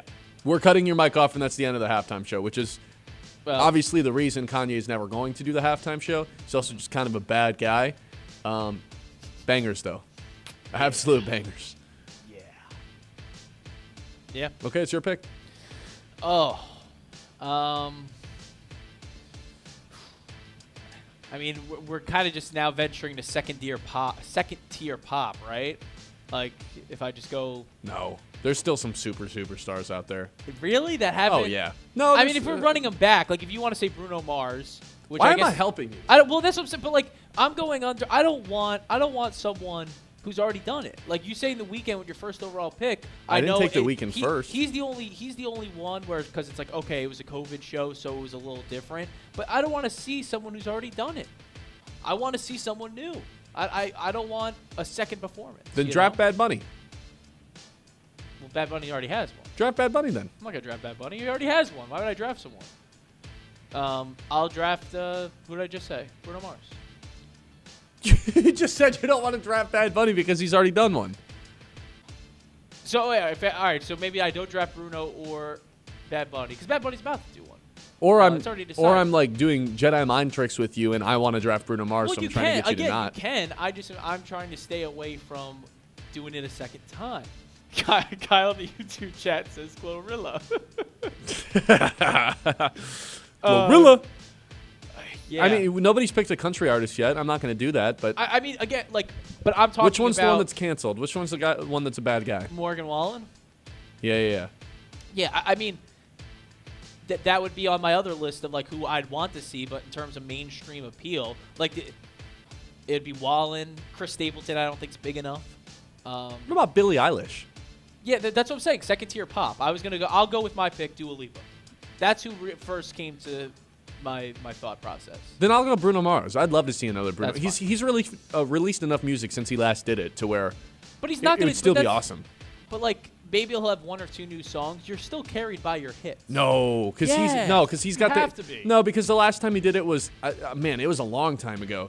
Like Doo Whoop and Hooligans album. Now there's like the Anderson .Paak album. There's the album coming out in a couple of weeks. Ben, you still have to play your greatest hits. No, I don't think that's true because that's not what Kendrick did. Yeah, that's why his show sucked. It did not suck. That's why everyone hated it. No, because the only nobody time, hated it. Only the old heads who didn't know rap music hated it. The best moment of it, and this is coming from someone who knows his songs, was Not Like Us. That was the best moment of that halftime show. Well, yeah, he called Drake a pedophile. Of course, it was the best moment of the show. It was the song that everyone knew, that everyone, I think, because it was at SoFi, I think, last year, that everyone was dancing to. The other stuff, it was like, oh, I kind of know it. Oh, okay. You have to go with your hits. No, see, Bruno Mars did the Super Bowl in 2014. Yes. Do you know how much new music he's released since then? Again, though, Ben, unless Uptown Funk hadn't even come out yet. and now that's great. Like, but those are hits. Like Uptown Funk is still an old song. Like nothing off a new album. It has to be stuff that people know. That are He has number one when he streaming. did the Super Bowl, he only had 2 albums that had been published. Yeah. Well, was he the main attraction on that one? Because that was with him, Beyonce, and Red Hot Chili Peppers, right, in New York? Or am I wrong there? Yeah, you nailed it. Yeah. So was he the top guy? I guess he was. He later returned in the Super Bowl 50 halftime show in 2016. He's done it multiple times. That's what I'm saying. You can keep drafting the guy. Listen, I like Bruno. He rocks. But yeah. All right, is there anyone else that we're forgetting that's like, well, why would we not have this? I think SZA would be great, but I don't know if she has enough songs that everyone knows. No. Post Malone, I think I'm good on Post Malone after Correct. his halftime show that he did for the Lions on Thanksgiving a couple of years ago. That was terrible. Ariana Grande? Yeah. She's kind of came and went, though. She's past her, like, peak.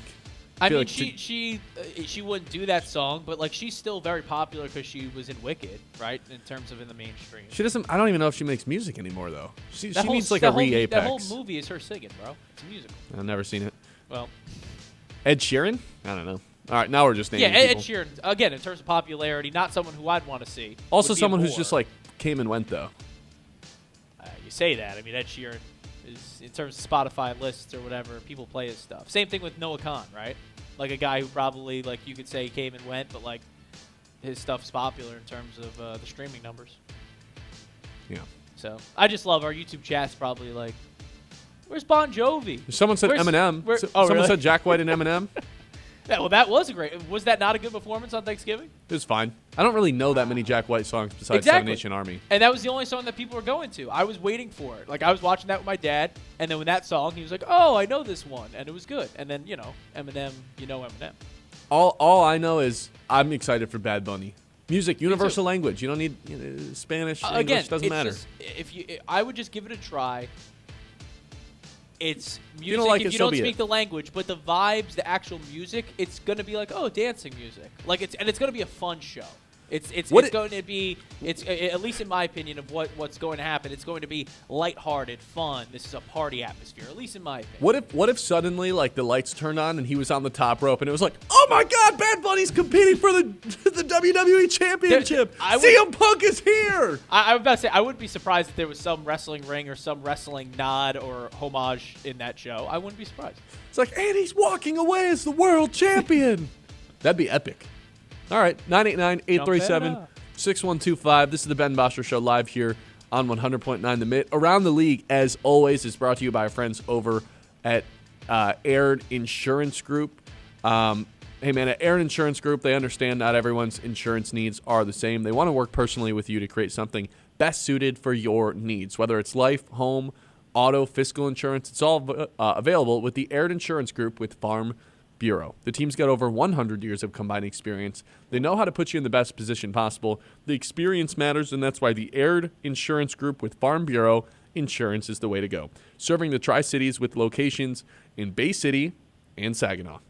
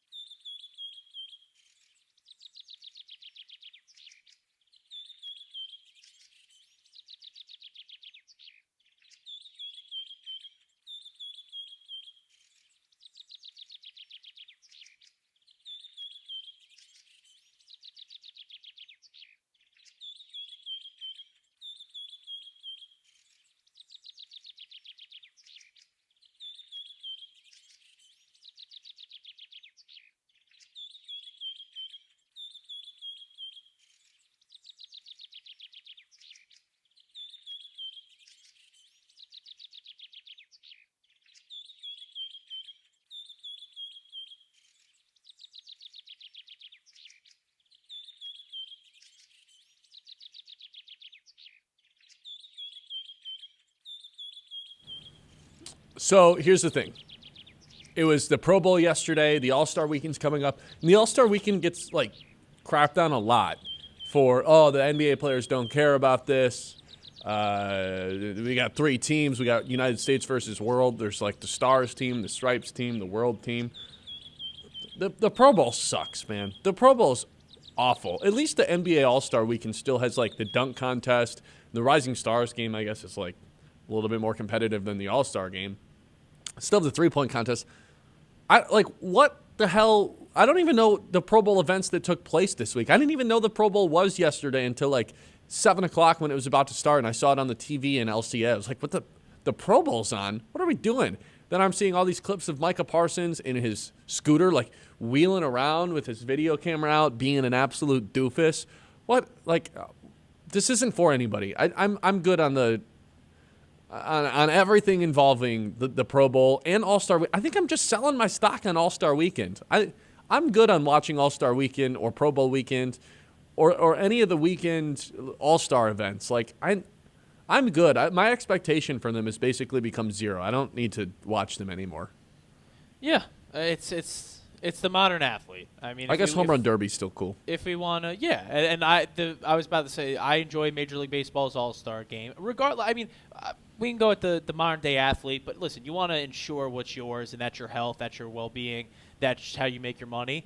And you can, in terms of, whether you view that as selfish, I don't. But, hey, you want to be healthy for your team to win them a championship, not, your conference. The allure is gone. Why it used to be great was because you didn't watch every night the Western Conference. LeBron playing in the West in Los Angeles, you didn't watch it every night as a kid for, the last generation. We have YouTube and illegal streaming services and whatever where we can watch anyone at any given time and be up to the latest. So there's just no allure to it. It's not special to see all of them on the floor at the same time. There's also no conference pride. It's not like I'm I'm pulling for the but East tonight. Was there conference pride? These are the teams these are the guys you're trying to beat to get to the finals, whatever sport, to the championship. Sure. It was, again, because it was everyone's under this illusion, and you could say, okay, the NBA one was a little more competitive, that it was this slugfest, that it was this, oh my goodness, fights breaking out and everyone wanted to win. All-Star games have never been that ever. No. In any sport. Ever. It was just we just grew tired of watching little effort, or the little effort just shrunk even more gradually.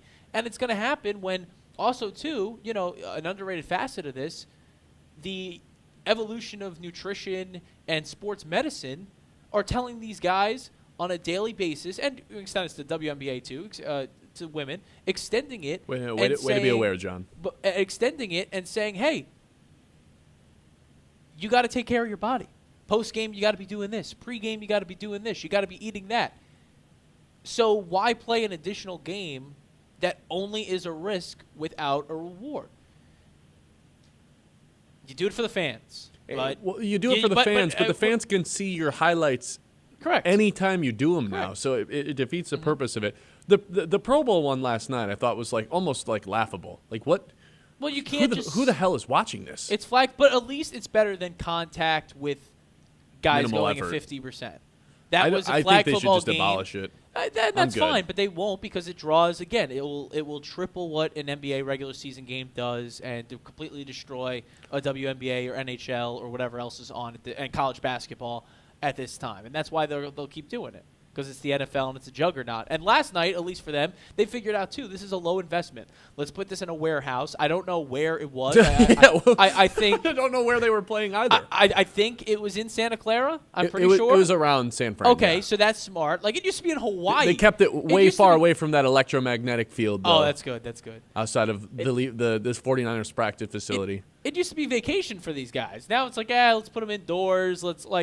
Hey, that's smarter. You save some costs. So for the NFL, it's only a win because even this minuscule rating is still better than they're winning the night. They won last night. It's not a win because you've got people making fun of the program because you've got 2 Pro Bowl quarterbacks from the same team in Joe Burrow and Joe Flacco, the Joes, and then your third quarterback is Shedeur Sanders.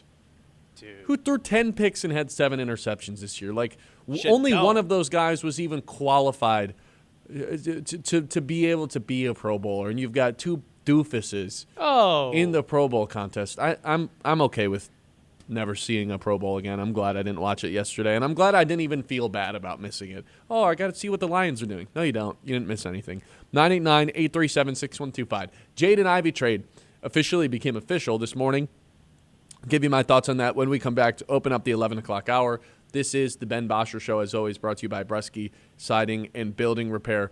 Hey, I'll be honest. I don't really know anything about technology. I'm really bad at it. I get frustrated with my Wi-Fi, my internet. It all gets really confusing. You know who it doesn't confuse? That would be Linked Technologies. That's why I trust Linked Technologies in Midland. They handle all the complicated stuff. I'm talking about the IT support, the cybersecurity, cloud solutions, networking stuff I don't know anything about. Goes way over my head, stresses me out. That's why I rely on Linked Technologies to handle it for me. Whatever your business needs, their team knows exactly what to do. They make it easy. They make it understandable so you learn along the way. That's Link Technology, the experts who do the job right the first time so your systems stay running smooth so you can focus on what you do best.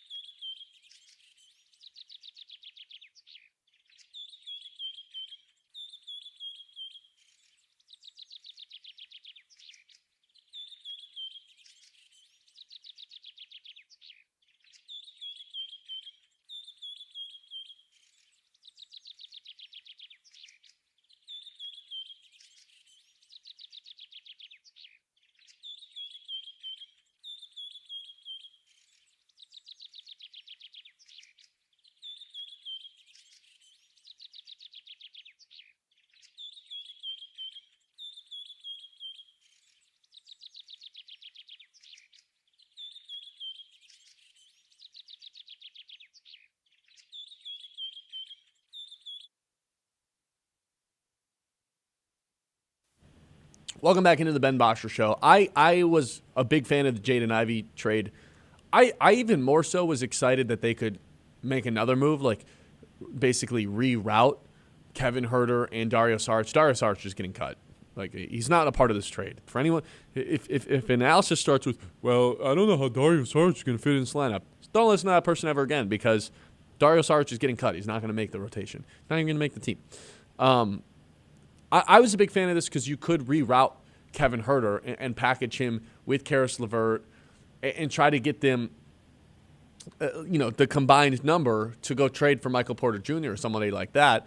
The unfortunate part about it is that trade did actually become finalized, which I'm a little bit surprised by. I don't really know what the incentive was to finalize that trade when you could just kind of let other teams join it. This is what happened with Houston and Kevin Durant last offseason, where it was like, hey, we've got this trade, but then like 11 teams, I think was the final number of participants in it. Just because, you want more teams to be involved so you can, continue to reroute guys elsewhere. I thought the Pistons were going to do that and be in some bigger trade so they could try to get Michael Porter Jr. or Trey Murphy. But unfortunately, that trade did become finalized, so I don't think either of those guys can be moved until the summer. I really hope this isn't the last move they make at the deadline, but I will say this. I do like this trade in a vacuum. Okay, Jaden Ivey was someone that you were going to have contract issues with this offseason. It was going to be a headache. It was inevitable. You don't play him enough for him to earn any sort of like contract worth a real amount of substantial money. But Jaden Ivey probably thinks he's worth way more than what the Pistons were going to offer him, which would have led to this collision course in the offseason of what he actually was being valued. And I don't think those two camps, the Pistons and Jaden Ivey's, were anywhere near each other in terms of what they thought his value was. So rather than having to deal with that all offseason, they said, let's move off of him now. We'll add Kevin Huerter, who's, from a career standpoint, a better shooter than Jaden Ivey. Oh, but Jaden Ivey shoots 37%. Jaden Ivey makes 1 3 per game. Shut up. Jaden Ivey makes 1 3-pointer per game. He has less than 2 assists per game, basically 1 assist per game. He gets to the free throw line once per game, which is essentially a trip to the line every other game. He's not a good player other than like he can get some buckets. He can get himself some buckets. He's not really making anybody else better. So they move off of him for a guy who, from a career standpoint, is a better three-point shooter. Kevin Huerter's had some down years the last year and a half. Look where he's been playing, though. Basketball hell. The equivalent of basketball hell is Chicago and Sacramento. It's where careers go to die. So, of course, his numbers look a little bit worse since he's played there. But you go back and look at his time in Atlanta at the beginning of his career, lights out, knockdown shooter. Theoretically, you have 2 of those guys on your team now between him and Duncan, and one of those guys can always be on the floor with Cade Cunningham. So for that reason of moving off of Jaden Ivey, avoiding the headache that's coming this offseason, and you get to move up in the draft in order to do so, yeah, I absolutely love this trade. You get the better pick between you and Minnesota. It's a smart trade. It's a smart man's basketball trade. You're not winning headlines. You're not getting an A+ from ESPN. That's not what this trade's about. This was just, hey, man, we know that Ivey's going to be a headache this offseason. We're going to move off of that now. Get a proven shooter from his past. You're buying low on a proven shooter because of his numbers the last couple of years, and you get to move up in the draft to do so. Think about it like this. You're in a 3-team trade with the Bulls, the most incompetent team in the league, and a team that's just trying to open up salary cap by getting rid of Mike Conley, who's also going to Chicago, in Minnesota because they're so desperate to shed cap space to open up more money for Giannis Antetokounmpo, a future trade. So you're the 3rd team in that deal. Yeah, you're probably going to win the deal, and I feel like that's what the Pistons did. It's not a headline winner. It's not even a headline, really. But from the Pistons standpoint, moving off of Ivey, I think this is perfect. This is a good way to do it. I'm not holding any sort of sentiment that he should still be around and it was supposed to be him and Cade. I was so done with him. I was sick of Jaden Ivey. I was ready to move on. This is a good way to do it. And maybe it's not the capital that you would have necessarily wanted. It's not the return on investment you would have wanted when you took him 5th overall. He shot his own value the last couple of years. So I think it all worked out. It's funny you talked about, Ivey wanting to be the future or Pistons fans. During the break, I was scrolling Twitter, and there was a screenshot on the TikTok, and it said, Jaden Ivey was supposed to have a statue outside of LCA. No, he wasn't. Oh, my God. Which made me laugh because I was like, okay, maybe, like, you guys are the Pistons heads. I'm not. Like, I don't know if it was ever that far. No. But, like, yeah, if there is that sentiment, let it go. He wasn't part of the core. Like you said, Herter is an upgrade. We know what statistically Herter looks like, but we also know what he looks like when he's around good players and on a playoff-worthy team. And he's not just going to a playoff team. He's going to the best team in the East. So he'll be an improvement, and there's still a bigger fish to get. And hopefully that does mean Michael Porter Jr. to the Pistons. Yeah, but now they can't do it since the trade has been finalized. So I guess that's the part I'm pretty disappointed at right now is that I didn't realize that trade had been, like, completely finalized because, again, if it's not finalized, you can just continue to reroute guys. And ultimately, like, then the Pistons could have traded Herter to the Nets and then it just ends up being this, like, 6-team deal. But, yeah, they called into the office last night. I believe it's just officially done, which means they can't reroute either of those guys until this summer. So which Sarge will just get cut. So now the conversation, I think, becomes because is the Michael Porter Jr. sweepstakes over now? It sounds like you'd have to put Tobias in, which I just don't think they're going to do. I wish they would do that. But they are very much – I think if you ask Trajan Langdon and the Pistons front office, the number one reason they're winning, it's because of cohesion and playing together and the selflessness, which pick up a book, you read The Franchise by Stuart Groth, I believe the name was, the author of that book. It's about the Pistons' 98 title or 89 title, the first year that they won it. And that's the secret to Isaiah Thomas. It's not about the stats. It's not about, who is the best players. It's about the selflessness and being able to, have no ego and put the team above everything else. That's the secret to basketball, he says. Okay, if they want to continue to relive, the old school methods of defense first, bad boys mentality, that's just as much a part of it because it was just as much a part of the 04 squad too. They didn't have a superstar. It was the cohesion. It was the selflessness. It was any given night. It could be somebody's game. They wanted to just get the best look off. I feel like the Pistons have embraced that mentality. I don't think there's a selfish player on this team, and I don't think adding Michael Porter Jr. would take away from that, but I think the Pistons are worried about taking Tobias Harris and removing him from the situation with him being such a good veteran presence and leader on the team that might be the reason they don't want to disrupt the chemistry of the team right now. I understand that. I wish they could see past it and go at a guy like Michael Porter Jr. because right now I still feel like this Pistons team is flawed. For them to win 3 straight playoff rounds, I don't know, man. That's a tough hill to climb. I think they can beat any team in the East. I really do. They're not that hard to solve.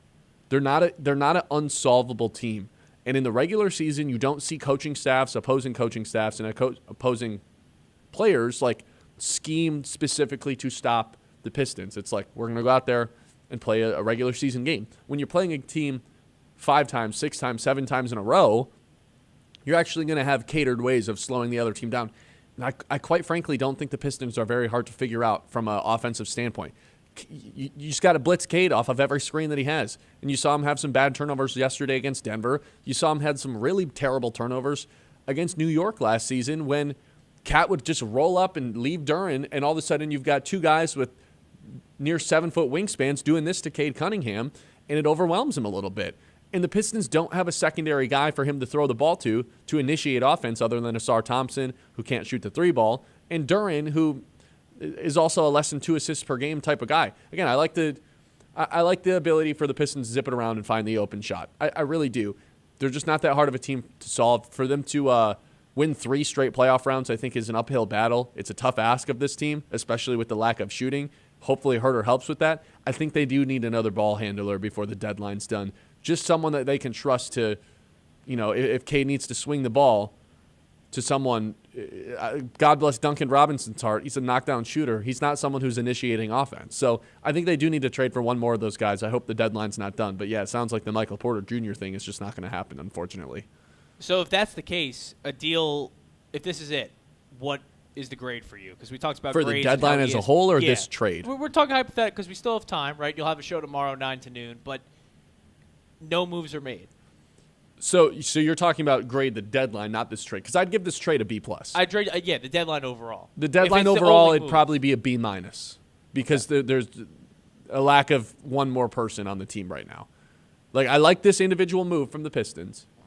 This can't be it, though. Okay. You got to do one more thing. Are we classifying it like we classify Holmes not getting Sweat in 23 from the Lions' perspective?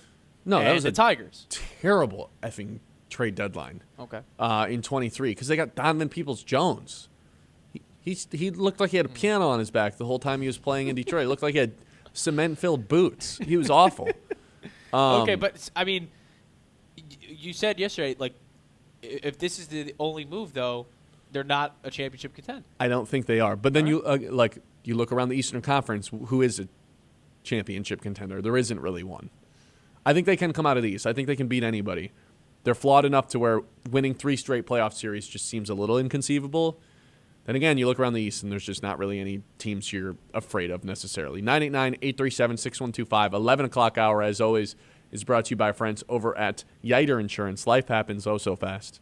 And at Yiter Insurance Group, they're here to make sure you're covered every step of the way. Locally owned and trusted in Midland for decades, they treat you like family, not just another policy number. From home and auto to business and life insurance, Yiter has the right coverage for every stage of life.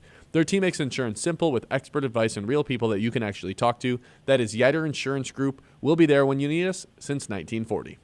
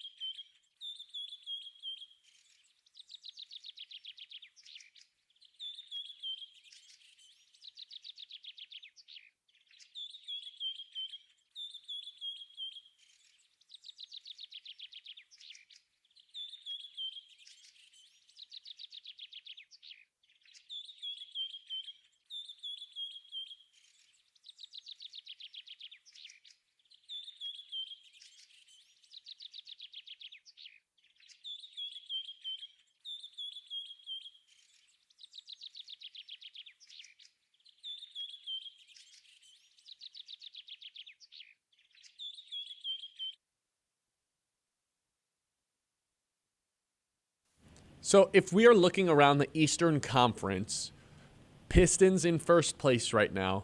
Number one team don't want to see would be a healthy Celtics with Jason Tatum, without a doubt.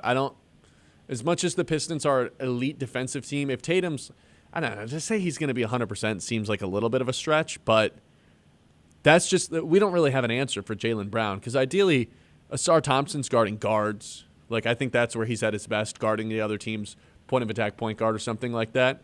Ron Holland's better on like a wing like that, but to have two guys like that, it's just fearsome. They obviously have the playoff experience. They're going to shoot a ton of threes. That would be the number one team I don't want to play. And then, as much as I hate to admit it, John, the New York Knicks are probably my second team.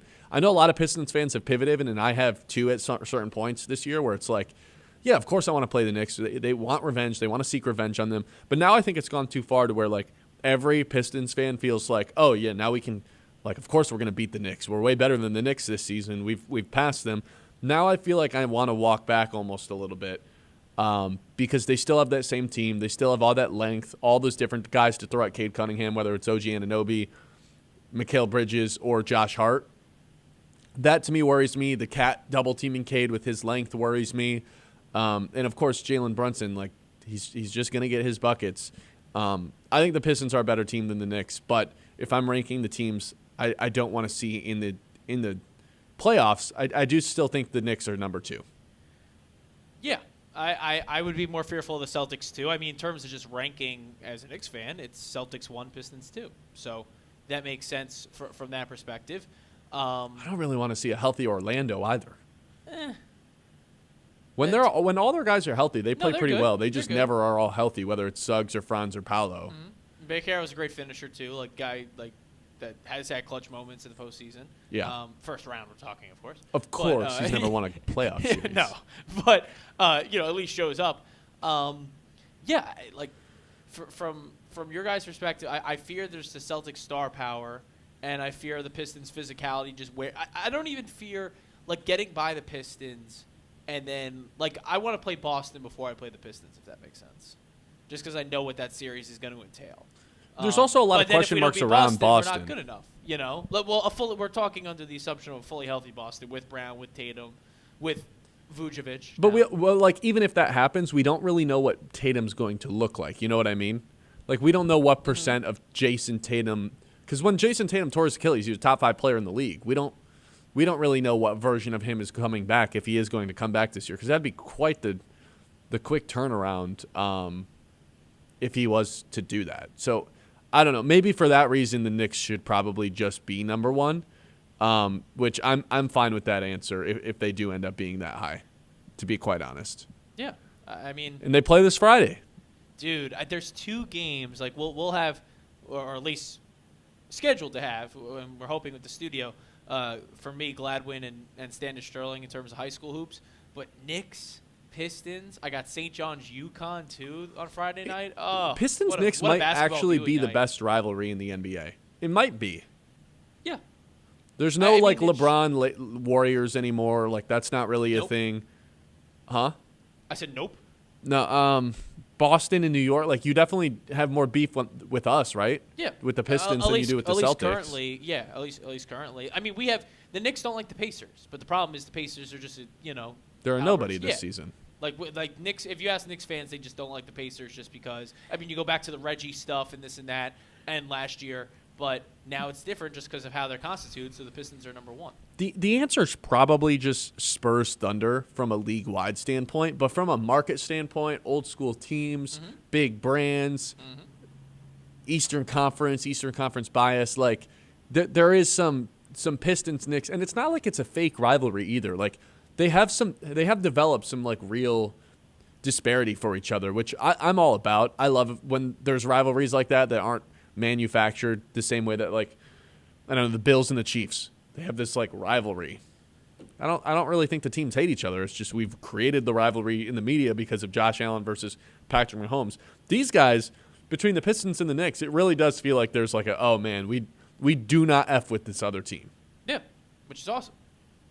Now, unfortunately, the Pistons, I'm going to put this out there right now. I'm not making excuses, but they're working off the back-to-back, right? They play on Thursday. They're going to play oh, no, they're not in action tonight. That's the Knicks. I'm sorry. No, they played yesterday against the Nuggets. They're still both going to play 2 games. They went like this to the Nuggets. Hey. Okay, it was destroyed the Nuggets. It was a 3-point win. It took it to Jokic. Absolutely took it to Jokic. A 3-point win. Relax yourself. Beat an MVP. And then they play Washington, which I guess is like it's like playing a JV team at this point. But both teams are playing 3 games in 4 days, right? Because the Knicks played last night, tonight, off tomorrow, game Friday. Man, Karl Anthony Towns really had 6 points the last time they played. 6 points? That's it? Changes the 6? Oh, my God. Yeah, I thought he had Yeah, well, you guys play the Nuggets 10 tonight. at least. Yes, I know. The team that the Pistons just beat. Yeah. Hopefully you soften them up for us. But then you get Thursday off. Yeah. I'm getting a call. Should I answer it? From who? Depends. I don't know. 888 number? That's probably spam. Soon you'll Hello? have calls. Oh, all right. He's answering a call. Yeah. OnStar, somebody? I don't know. OnStar, huh? Soon enough, though, we'll have that line that says text the show. It'll soon be a call number, hopefully on Monday. That's going to be so much fun. I'm excited. I really am. All right, 989-837-6125. John's going to hit us with the news when we come back, and then we'll do our 2 traditions to close out every show. This is the Ben Bosscher Show, live here on 100.9 The Mitt. Hey, if you're looking to move, got to meet Matt Smith, Modern Realty, redefining real estate with a fresh, modern approach. Whether you're buying, selling, investing, Matt Smith delivers personalized service tailored to you. Cutting-edge marketing, local expertise, and commitment to making your real estate experience as smooth as possible. From cozy starter homes to luxury properties, they know how to find you the perfect fit. Trust a team that combines innovation with real-world know-how. That is Matt Smith, Modern Realty.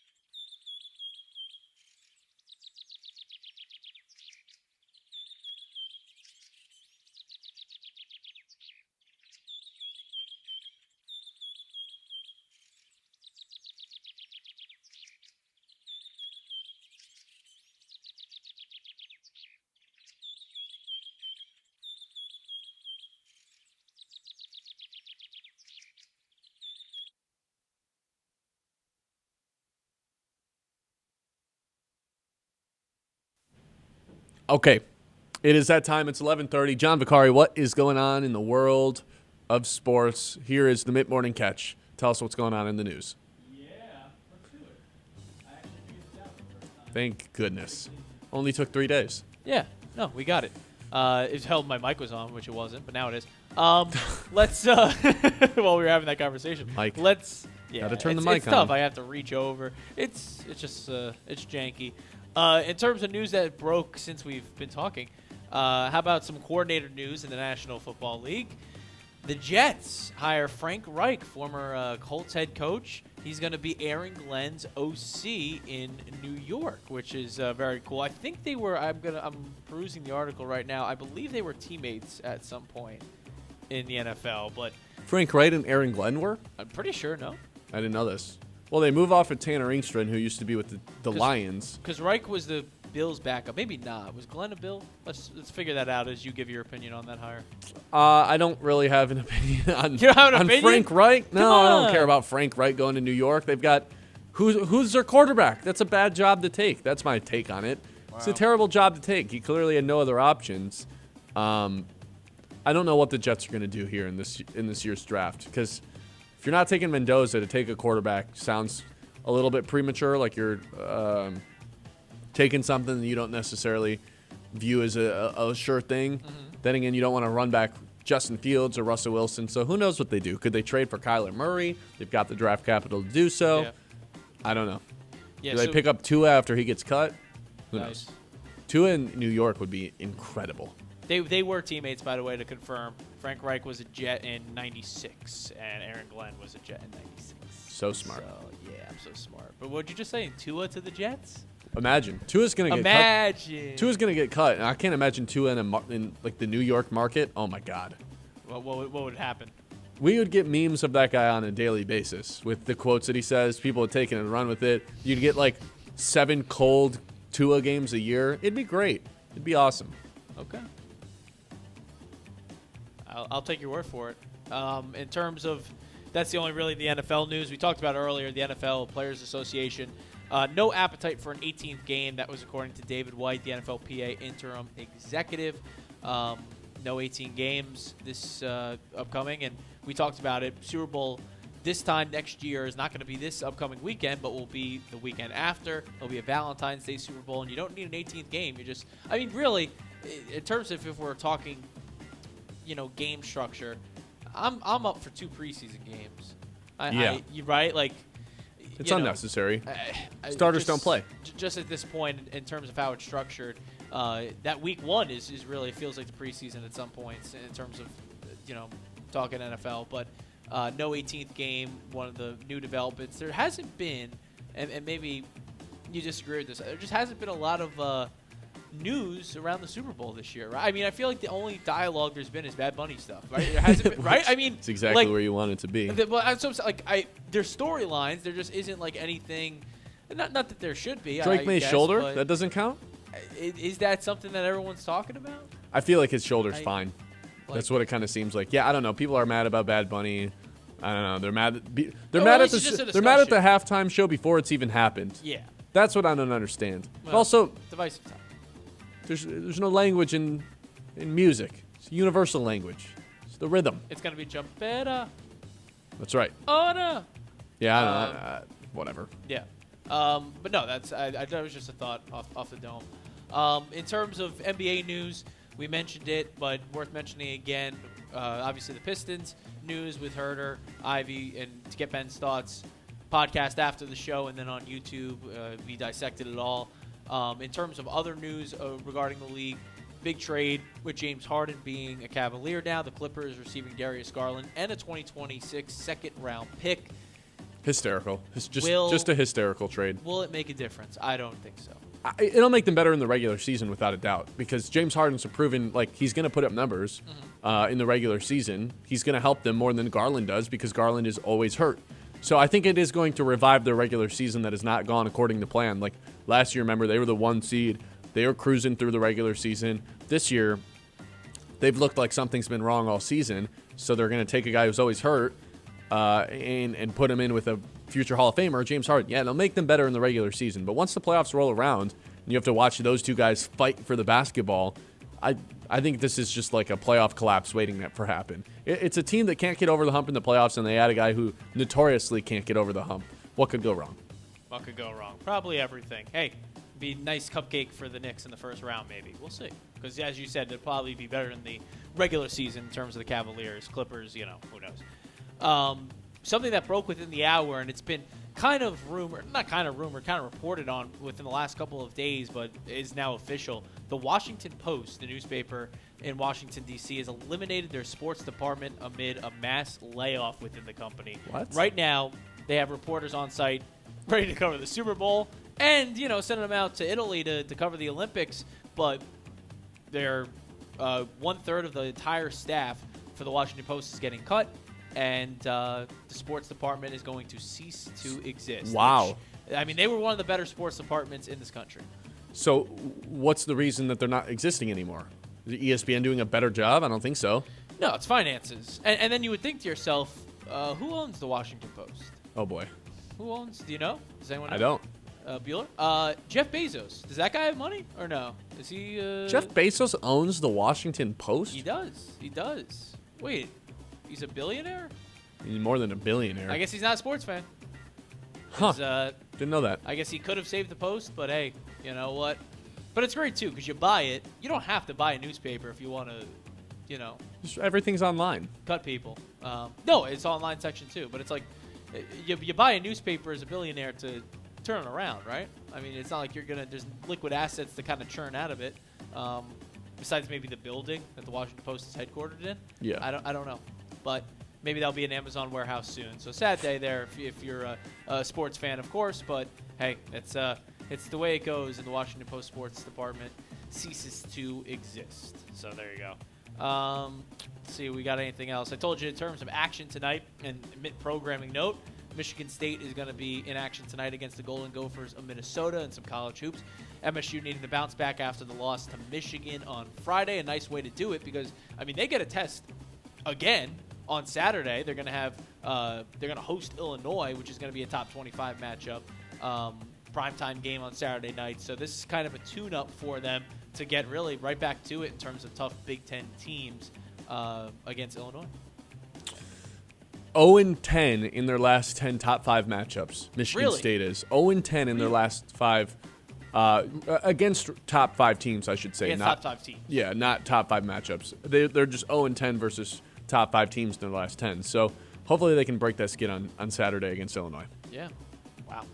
Yeah, Illinois 5th in the latest AP poll. And then tonight, too, you got Red Wings and you got the Utah Mammoth going at it at 9 p.m. This is the last game for Detroit until late February because right after the game, no game to go. They'll be starting to report to Italy and for the Olympics. At least Dylan Larkin will for Detroit. So that's going to be a lot of fun from the American perspective with Larkin. And, yeah, I can't wait. Friday is just going to be such a fun sports day. We talked about With the Olympics? With the Olympics opening ceremony, college basketball, Pistons, Knicks. It's going to be a lot of fun. I'm excited for it. But that's all I got in terms of the mid-morning catch. All right, with that being said, we'll take a break. We will come back, and we'll do our 2 traditions to close out every show. Because I got to tell you, I am hot, and I can't wait to tell you about it. Let's take a break and come right back.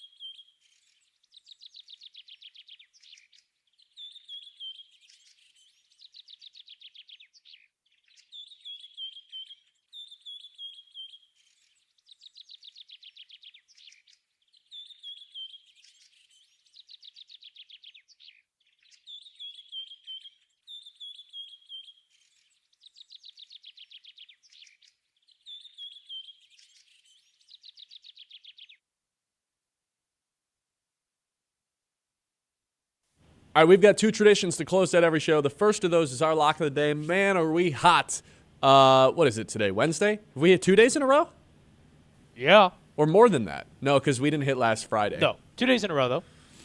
What does that make our record in January? Let's pull up the chart. In January. Well, in January, Or, was I'm already sorry, in finalized. 2026 and in February. No, I can give you both. That's how great Kyle's document is here. 11-10 in January, and now 13-10 overall because you're 2-0 in Feb. 2-0 in February. Yeah. 13-10 overall. How many units up? 3.74. As he coughs. He got too excited, folks. I did. That's tough, man. That's tough. I got another lock today. No. I do. That's crazy. The Minnesota Timberwolves. Oh. They play the Raptors, and they're only 2-point favorites. Yeah, they're on the road. I don't care. Minnesota's not losing to the only team that may be more north than them in the Toronto Raptors. Yeah. I'd have to fact check that. Actually, Minnesota might just be more north than them. Yeah, the real north. The north. The north remembers, okay? A little Jon Snow action for you. I think Minnesota ends up taking this one against the Timberwolves by more, or against the Raptors by more than 2 today. So I'll take the T-Wolves to cover that spread. What do you think, Taylor Fade? What team does Jon Snow play for? The North. Ah, gotcha. I will tell you because I've tailed the last 2 days and it's worked. So, and you know the NBA, I don't. I believe you. That has been my reasoning the last 2 days, and haven't steered me wrong yet. Okay, that's our lock of the day. Second tradition to close every show. What do we think Colin Cowherd's opening with? This really defeats the purpose of it when we're not on the radio, but yeah. whatever. Well, and when we don't listen the last 2 days to what he's opened with, but I'll go. let's see. He's not going to have any Bad Bunny thoughts. Jumpera. Well, this is open. Oh, no. No. Oh. I'll go with. Man, I don't know. I'll go with the New York Knicks. Why? I don't know. It's terrible. Terrible. I mean, that'd be cool. Just the New York Knicks, huh? Yeah. What will he do? He might attack the Pro Bowl. Okay. I think that's safe. There isn't really anything worth moving. I mean, you can go just recycling a Super Bowl storyline in Darnold, but we'll go with something original because he probably did that on Monday. There we and go. he'll do that tomorrow and Friday. All right, that's the Ben Bosscher Show. Thanks for tuning in, guys. We'll be back tomorrow, back on Friday, and then Monday we'll have our brand new studio. Can't wait to talk to you guys.